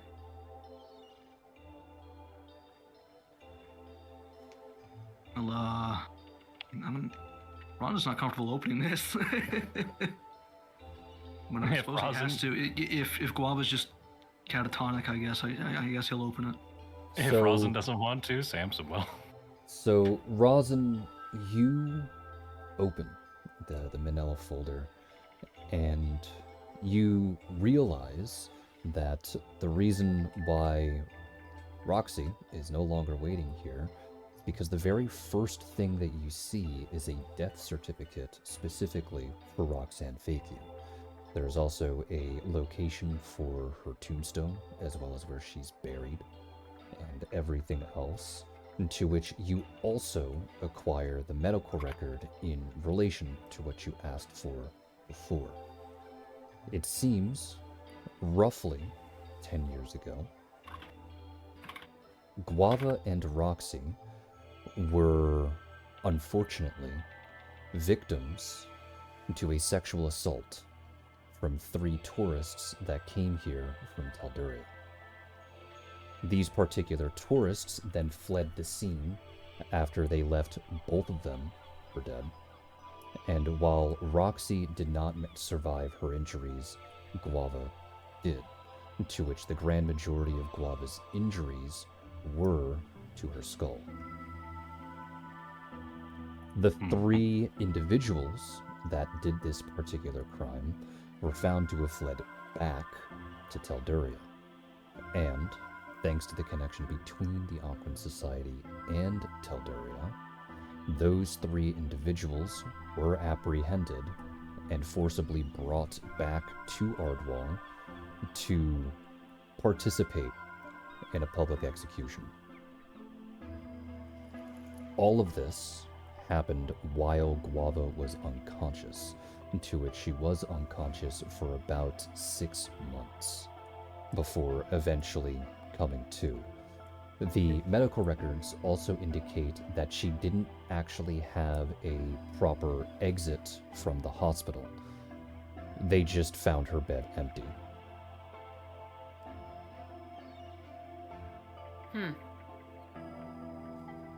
Well, that's not pleasant. And this was like, what, 10 years ago? Give or take, yes. Ah. Oh man, Rosin definitely does not handle this one. Guava. About Roxy? She slowly turns to look at you and goes, "Oh, yeah, is she here?" No, you don't remember anything about the last time you saw her? She stares forward, her eyebrows furrow a bit as she's trying to think as intensely as she can. She very slowly shakes her head. "No, I remember going to a concert, I think? I can't remember if we were watching or performing."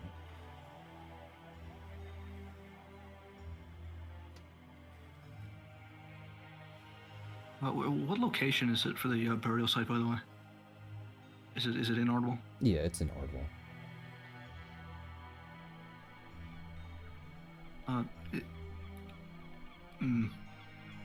Guava, how long ago do you remember that concert? She tries to think again, and her eyes just glaze over for a moment. She comes back a couple of seconds later and goes, "What were we talking about? Oh, is that for me?" And she points over to the manila folder because she notices her name on it. Rosin, could I speak with you briefly? One moment, Guava. Yeah. Just gonna like drag him off to the side here. So this is a bit of a precarious situation. Yeah, I know. Yeah, I'm not sure how to handle this at all. We either need to find some way to delicately talk to her about this, see if we can help her piece things together, or, in the worst case scenario, we have to bring her to the headstone. Either way, I think we should probably at least get out of the police station first.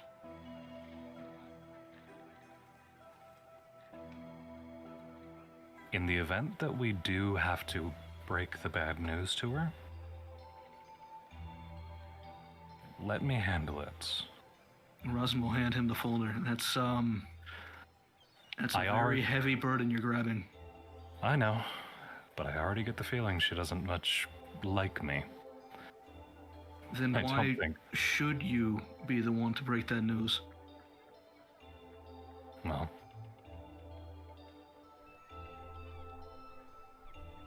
I'm trying to IRL figure out how to word this.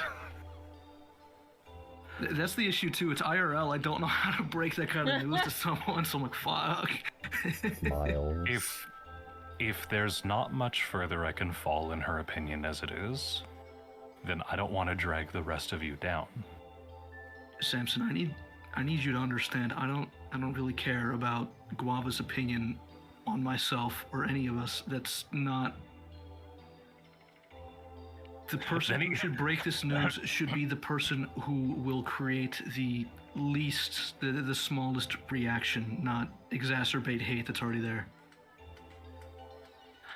Well, I'm just throwing ideas out there. He's gonna tap Rosin on the chest with the manila folder.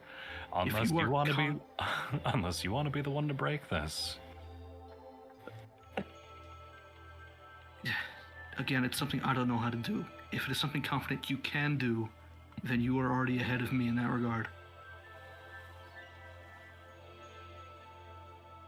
Well, it's not like it's news that I'm unfamiliar breaking to people. Just be careful, okay? For both her sake and yours. Given the situation, I don't know how careful any of us could truly be about this. Very, very careful. You be very careful. I don't think you're involved in this conversation right now. Yeah, it's just Samson and Rosin. Sorry, I thought. Okay. Yeah, Rosin will say just do your best. I'm not planning to break it to her immediately. Believe it or not, I am capable of critical thought. And I'd like to get Lysandra and Katan's input on this. I do think you are, and I do have faith in you. It's just, please, be careful. I may be a clown, but I'm a clown capable of thinking. I don't think you're a clown. That was you. Regardless, we will approach the situation delicately. We will get Katan and Lysandra's input, and then we will go from there. Sound good to you? And Roz will nod and just head back in, leaving the folder with Samson. So Samson, what are you gonna do?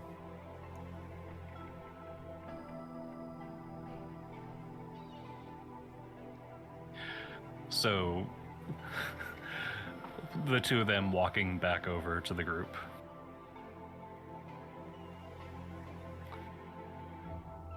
Samson just kind of concocting a little lie in his head. So, by the sounds of it, doesn't appear that Roxy's currently here. But what we can do is... So you're just saying this out loud to both Lysandra and Katan? Yes. With Guava in earshot? What was always in earshot? Look at those things. Okay.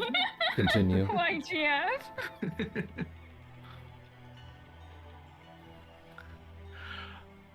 Alright, then walking over to Lysandra and Katan, he's gonna look at the two of them and say, we do have... Continue what you were doing. It doesn't appear that Roxy is here. But we do have a lead on her. I think it would be in everybody's best interest if we found somewhere to rest for the evening.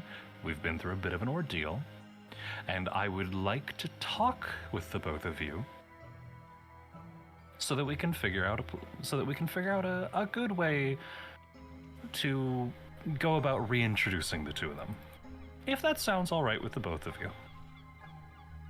To which Guava, obviously hearing all of this, will go, "What do you mean? I just want to see my friend again."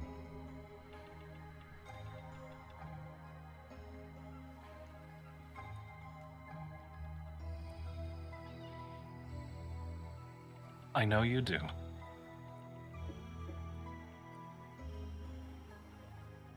But it's...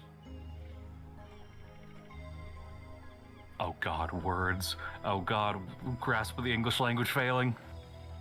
She stares at Aren't we a great Samson, bunch of bards? obviously None of us. fumbling over his words, and she'll point at the manila folder again and say, "Can I have my stuff back, please?" Because again, her name is on it.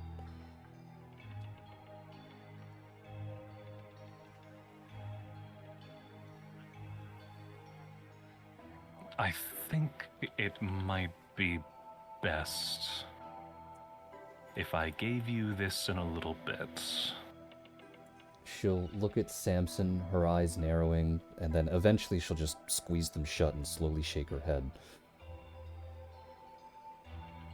"Can I have my stuff, please?"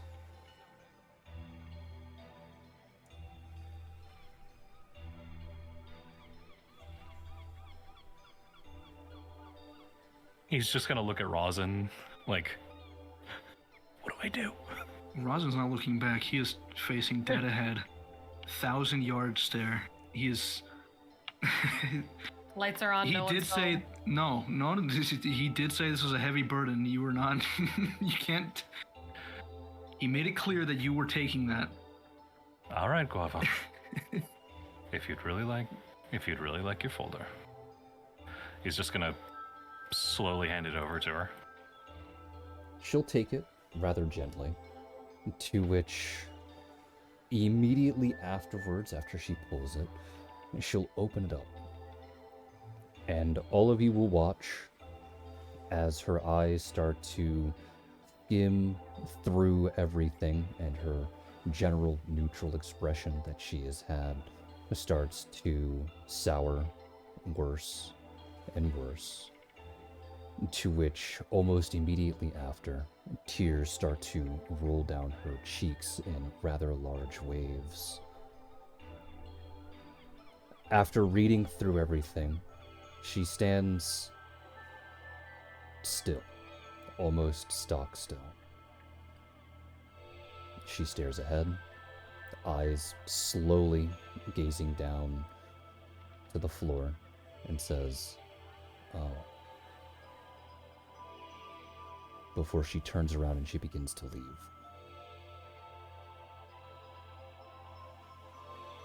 Rosin will just, I guess, wave the police officer and start following. What is everyone else going to be doing? To do the same thing, there isn't really much else we can do. Absolutely following after. Yeah, following. As you follow her, you can see, unlike before, she's moving with much more purpose. It's quite clear that after reading through the folder, she's no longer lost. She turns a couple of corners going to the south end of the city, and after turning a couple of more corners, you find yourself at a rather large cemetery. She stops at the entrance for some time, and she opens the manila folder again, to which even from your distance you can hear the sound of water slapping against paper. And when she closes it again, she marches her way through the cemetery, going almost all the way into the back, taking a right-hand turn at the third to last row, and walks down about 12 gravestones before she turns and she stares at it. And from your distance, you watch as her eyes stare rather longingly before they start to twist, and you see a small smile on her face, and she laughs very, very lightly, even if the tears start to come down her cheeks much, much faster.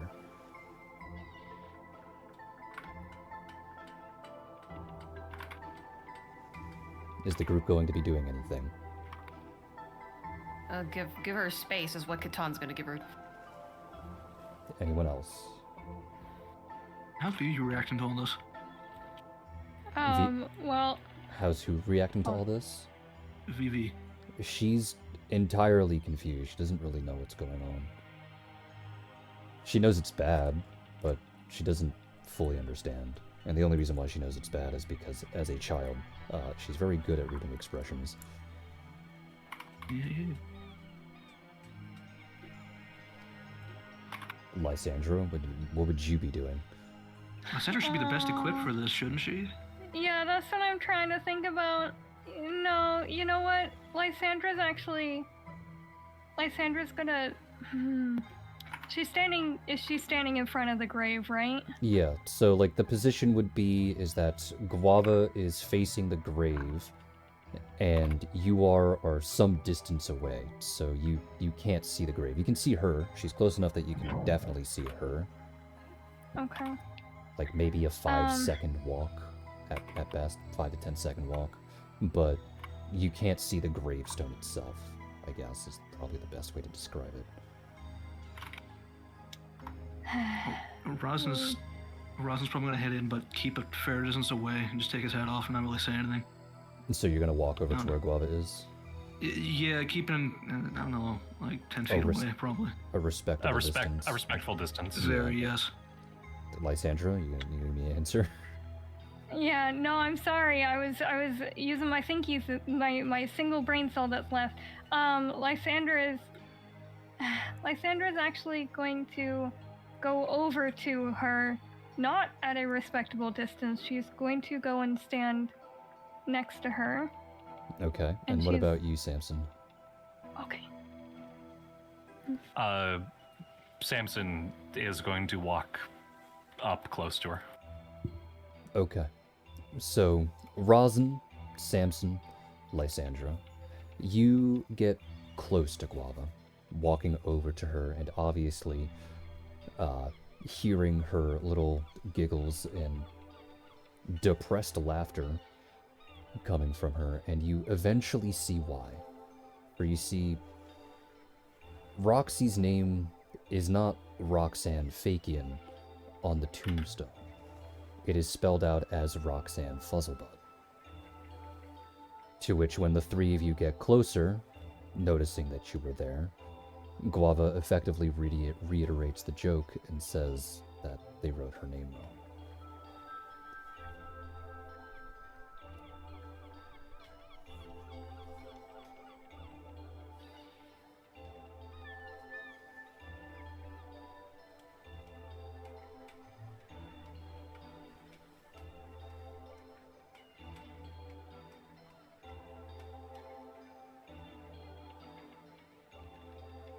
Any reaction from the three of you? Yeah, trying to think about how to I'm just word out this. of character weighing right now. Just let me win. I am both in and out of character, trying to think of the most respectful way to word this. Rosin is just sitting there without his hat, just quietly. He's not saying anything. Kind of watching. Yeah, Lysandra's just going to whisper, "I'm sorry," and that's all she's going to say. She's gonna be there. She's sorry. She's just here. She's here for support. All right. Well, you can go ahead and roll for a perception. What is Samson gonna say or do?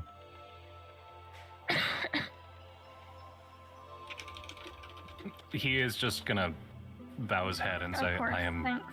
I am truly sorry. In which case, you can also go ahead and roll for perception.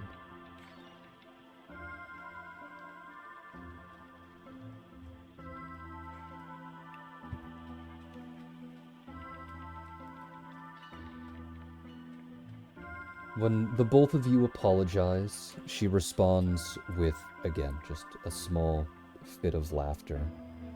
And she'll simply just begin to ramble. She'll say that she doesn't really remember much of the time in the hospital because she kept going in and out of consciousness from the pain that she had to endure. She remembers seeing Roxy a couple of times and trying to talk to her, but being incapable of doing so. After some time, she saw that Roxy was no longer there, and when the hospital staff came in and noticed that she was conscious and tried to get a name, because neither of them carried ID,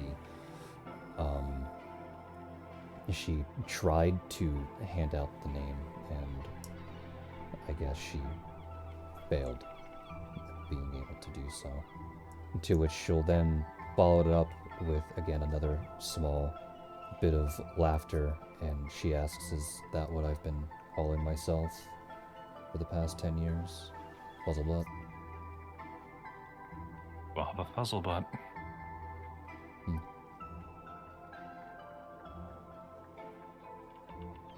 She'll stand there for probably another 5 to 10 minutes, staring at the grave, saying nothing, just letting the wind of Ardwall wash over the cemetery before eventually leaving.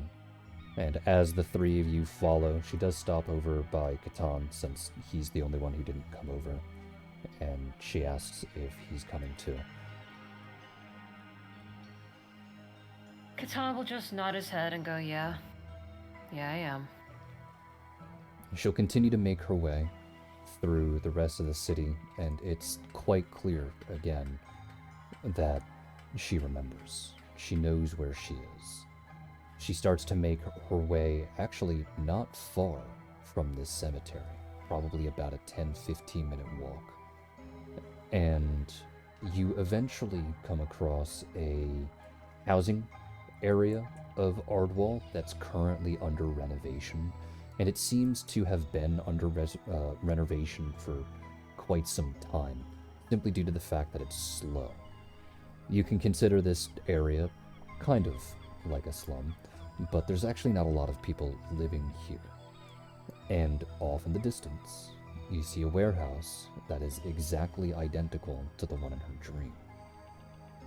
As you approach, she opens up the front door and you look inside, and the entire place is kind of horrific, honestly. Mold is growing on the wall, there's scatters of insects everywhere that immediately try to flee due to the noise. Even plant life has managed to make its way into the warehouse, everything from small plants to trees that are in the process of growth. But it's mostly moss, and it covers a lot of things that are there. The amenities that she used to have, just couch, bed, nightstand, clothing, so on and so forth. All of it has been decayed and destroyed in some way, shape, or form. She stares at that for some time, but she doesn't really pay much mind to it. Instead, she walks through to another room, which seems to have been remade into being some kind of kitchen. It's not particularly well made. The sink seems to be barely functioning. The oven is obviously no longer working. But there is a fridge that seems to be relatively untouched. Sure, there's still some plant life and stuff growing around it, but Guava takes her time to start cutting away at it before she tries to move it on her own. Obviously, after a couple of attempts, she stops and she looks around at the group and she goes, can one of you help me? It moves in that direction. And she points. I gotcha. Go ahead and make a strength check.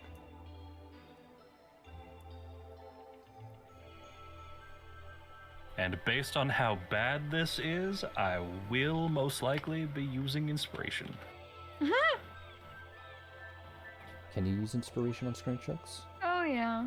I can use my inspiration on any skill check or ability check that I make, so long as it is done after I see the roll, but before the determination of the roll is declared. Okay. Well, are you gonna use it? May as well.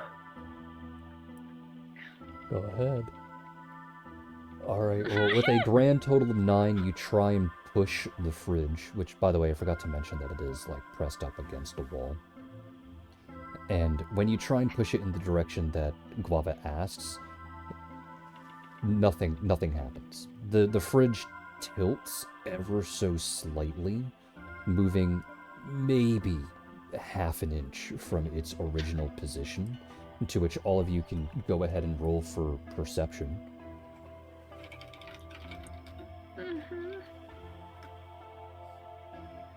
Oh, poor Oh Rosin. my fucking god. Rosin.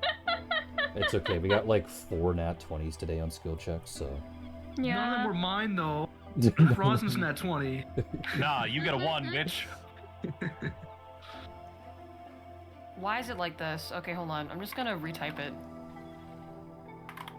What, did If the it bot just- not if it's- send it? Yeah, if it sends twice, then I guess you'll fucking know. Okay. There it goes. Take the first one. That wasn't. That wasn't. I'll take the first one because of the It was a minor glitch. glitch there. Forgive me.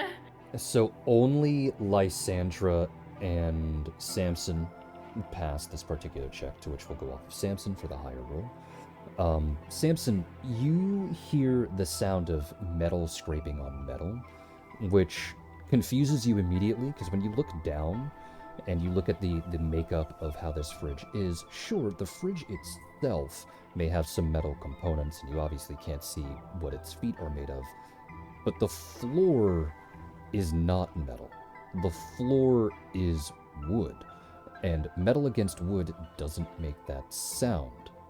To which, when you turn back to Guava, and she can clearly see that you're about to ask the inevitable question, she says, "Oh, it's on a track. It's because it's hiding a doorway. Can someone else help?" I'll do Please. it. Lysandra, Lysandra you're the goes over. brawn. Yeah. If I roll in that one, I swear to God. Go ahead and roll a strength. Okay, thank you. Alright, you roll an 11, and it moves a little bit more. But you obviously make much better headway than Samson does. However, the both of you can try and work together. Would you both like to roll a strength check? Yes. Okay. Yeah. Can I give guidance to Samson first? Sure. Rosin is going Alright, to you help get in my the only guidance. way he knows how. Bring, Grease. bring, bring, bring, bring, Grease. bring. Well, I thought you were it gonna was pull gonna out be your instrument. Yeah, that's why I was like, Okay. bring, bring, bring, bring, bring. That would be So- funny, but no, he's gonna cast grease, and I'm assuming the scraping came from like under the fridge, Okay, right? well I got a nat 20, so I don't think it really Okay. matters. Might be. Alright, so you cast Already declared grease on the fridge. Samson got a +1 to the roll, so that would be 11. Unless you're Nuh-uh. gonna add your inspiration to it. Didn't Lysandra cast guidance? It's Oh. actually a did. 16. And And there was also then- guidance. Well, yeah, I know, I already included the +1. And then we have the nat 20 that does not belong to Rosin again. So Rosin, you move around the fridge a little bit, and you cast grease on all the areas that you think it may be, considering the fact that you would have heard Guava say that it runs on a track. And Samson, you start to push, and the fridge itself moves a little bit better. And then Lysandra, you stretch yourself out, you got yourself ready, and you ram your shoulder into the fridge, to which the fridge completely flies off of the track that it was on.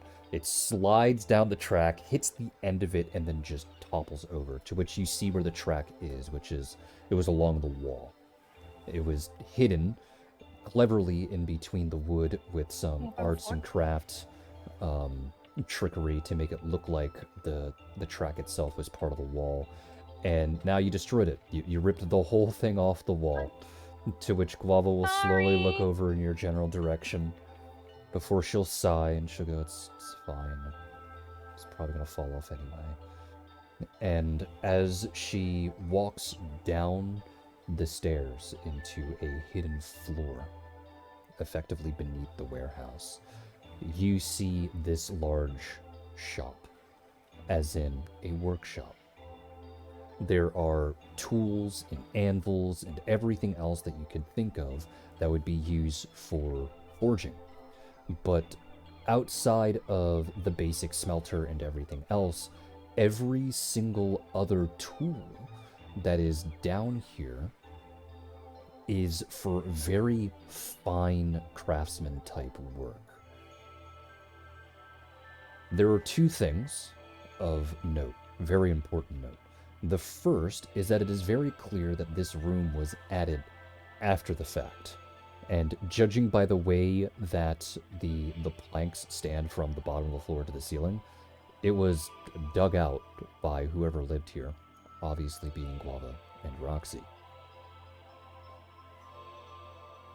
The second is that in the back left-hand corner of the room is a massive rock, about 5.5 feet tall. It's not just a rock. Go ahead and roll for appraisal. If you don't have it, it's based off of intelligence. Do we all roll it? Yes. Okay, just making sure. And I will use one more Yeah, I inspiration. have that. Okay. Doesn't matter though. So that's an 18. hmm It's almost a 20. Almost. Which 20. which specific skill is this? Appraisal. Ah, don't have that one. Intelligence. Okay.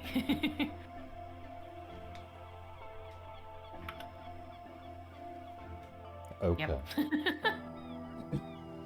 The DC was a 5 because upon looking at this rock, you all immediately recognize what it is.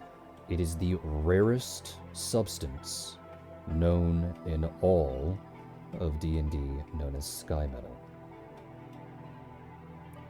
Somehow, Okay.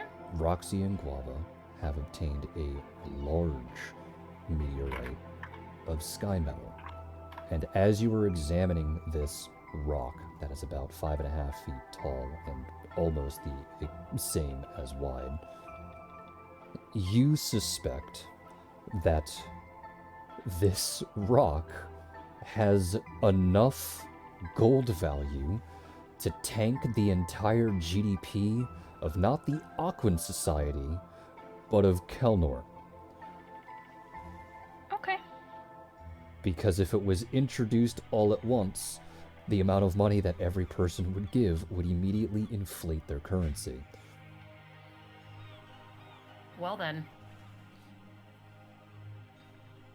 It would be at this point that Guava goes and grabs a rather fine tool and starts to shave away at the rock, to which, one by one, she breaks off a piece that's about a foot long, maybe 2 inches thick, and she hands it to each and every single one of you.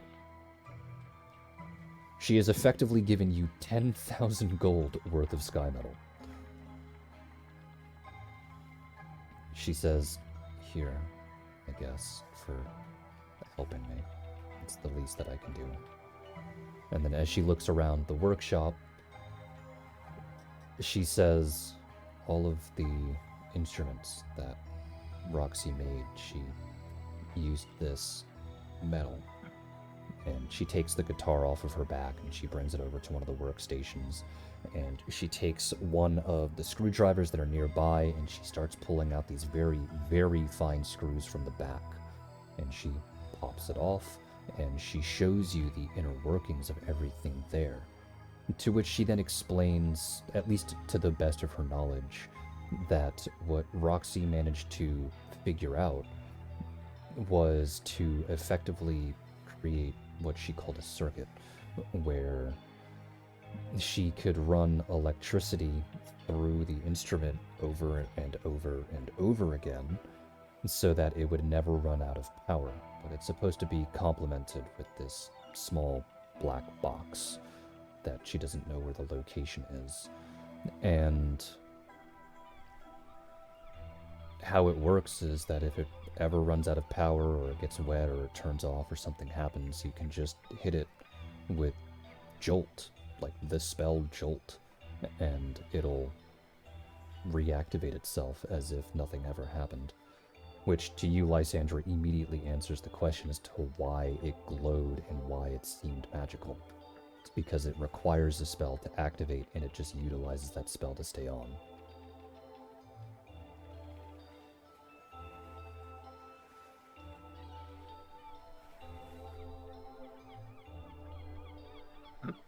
Guava, do you know how to make any of these circuits yourself, or is it just Roxy's thing? She shakes her head and she goes, no, Roxy's the only one who knew how to do it. She tried teaching me and Alice at one point, but we just couldn't understand it. I see. Thank you. Do with that as you will, I guess. It's very conductive. I know if you make weapons out of it, any shock enchantment on it, its effects are stronger. Or you can sell it. Whatever you want, I guess. Thanks. And she very calmly walks up the stairs.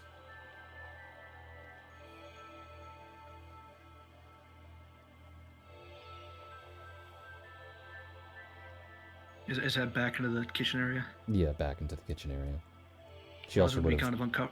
She also would have put her guitar back together, obviously, but that probably doesn't need to be said. Rosin kind of looks uncomfortable being down in the workshop without Guava there, so he'll walk back up, I suppose. Yeah. And I think Samson we should kinda- also give her some space. I don't think we should be here. At least right now.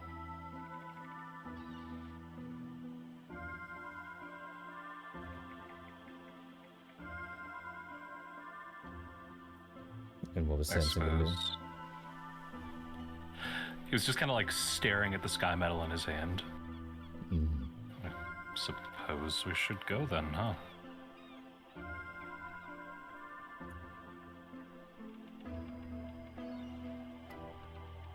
Oh my god, I was muted again. I hate everything. Stop Can muting Lysandra yourself. actually... I know, right? Can Lysandra actually go to Guava real quick? I don't know. Can you? Lysandra's gonna go up the stairs and go to Guava. Mhm. Once Lysandra, gets to Guava, she's going to say very gently, "Are you going to be okay?"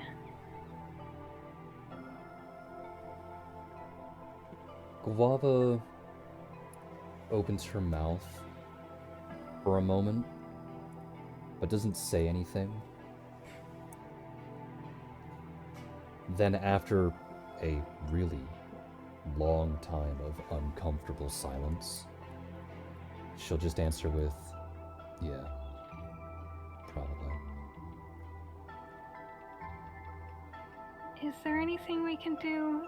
I mean, you gave us the nice medal, but I think what I'm trying to say is we're just more concerned about you than getting a reward. Because I'm gonna assume they do too, but we want you to be, we want to try and make sure that you're okay. Guava will turn to look at you for some time, and she'll look at your garbs and everything else. She'll say, "I don't see your holy symbol. You're dressed like a cleric or some kind of holy woman. What god do you worship?" Reliqua. She'll nod. And she takes out her holy symbol to show it. She'll nod along. She'll say, Do you know how to commune with her?"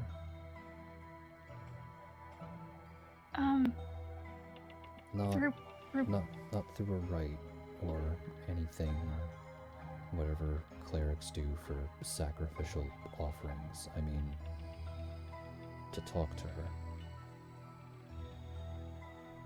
I could pray with you if that's what you were asking. No, I want to talk to Reliqua.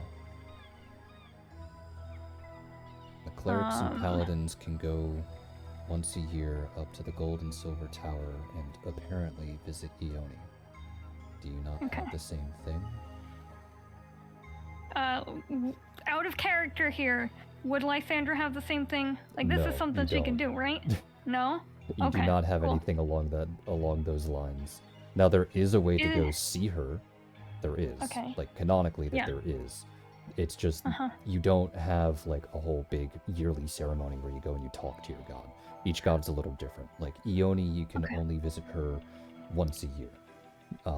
Nihir and Ekthar, you can talk to them basically at any time as long as you have the proper items and ceremony. Tyther, you can't talk to at all, simply because he doesn't want to talk to. Kotmez will only ever talk to you if he wants to talk to you. You know, stuff like that. So there are ways to get to basically any god, but to do so, it's obviously a lot of different things attached to it. So in lore, there's no direct ceremony that allows you to commune and talk with Reliqua. But there is a way to go and find her, which would require you, I guess, to do a lot of research. Yeah. But Lysander would know that there is a way at the very least. Access to the afterlife, I would say maybe. It's more along the lines of like a logical yes, because if Lysandra knows, okay, if I were a cleric or a paladin of any other god, I can commune with them. I can talk to them. There would be a way, yeah. So of course there has to be a way to do so for Reliqua. You just don't know it. Okay.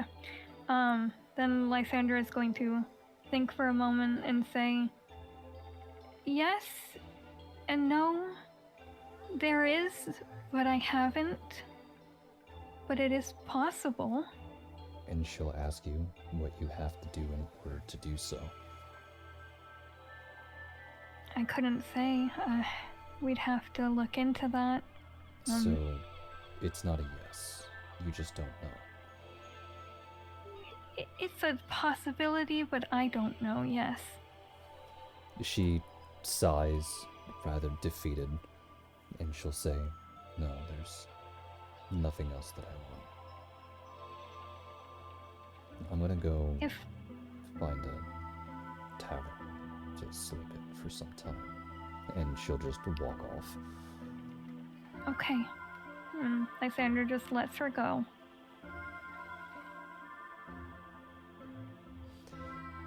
With that, that'll be the end of today's session. So I'd like to thank you all for being here. I'd like to thank you all for coming out.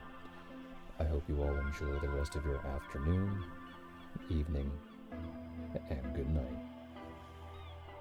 Goodbye. Goodbye! Have a good one.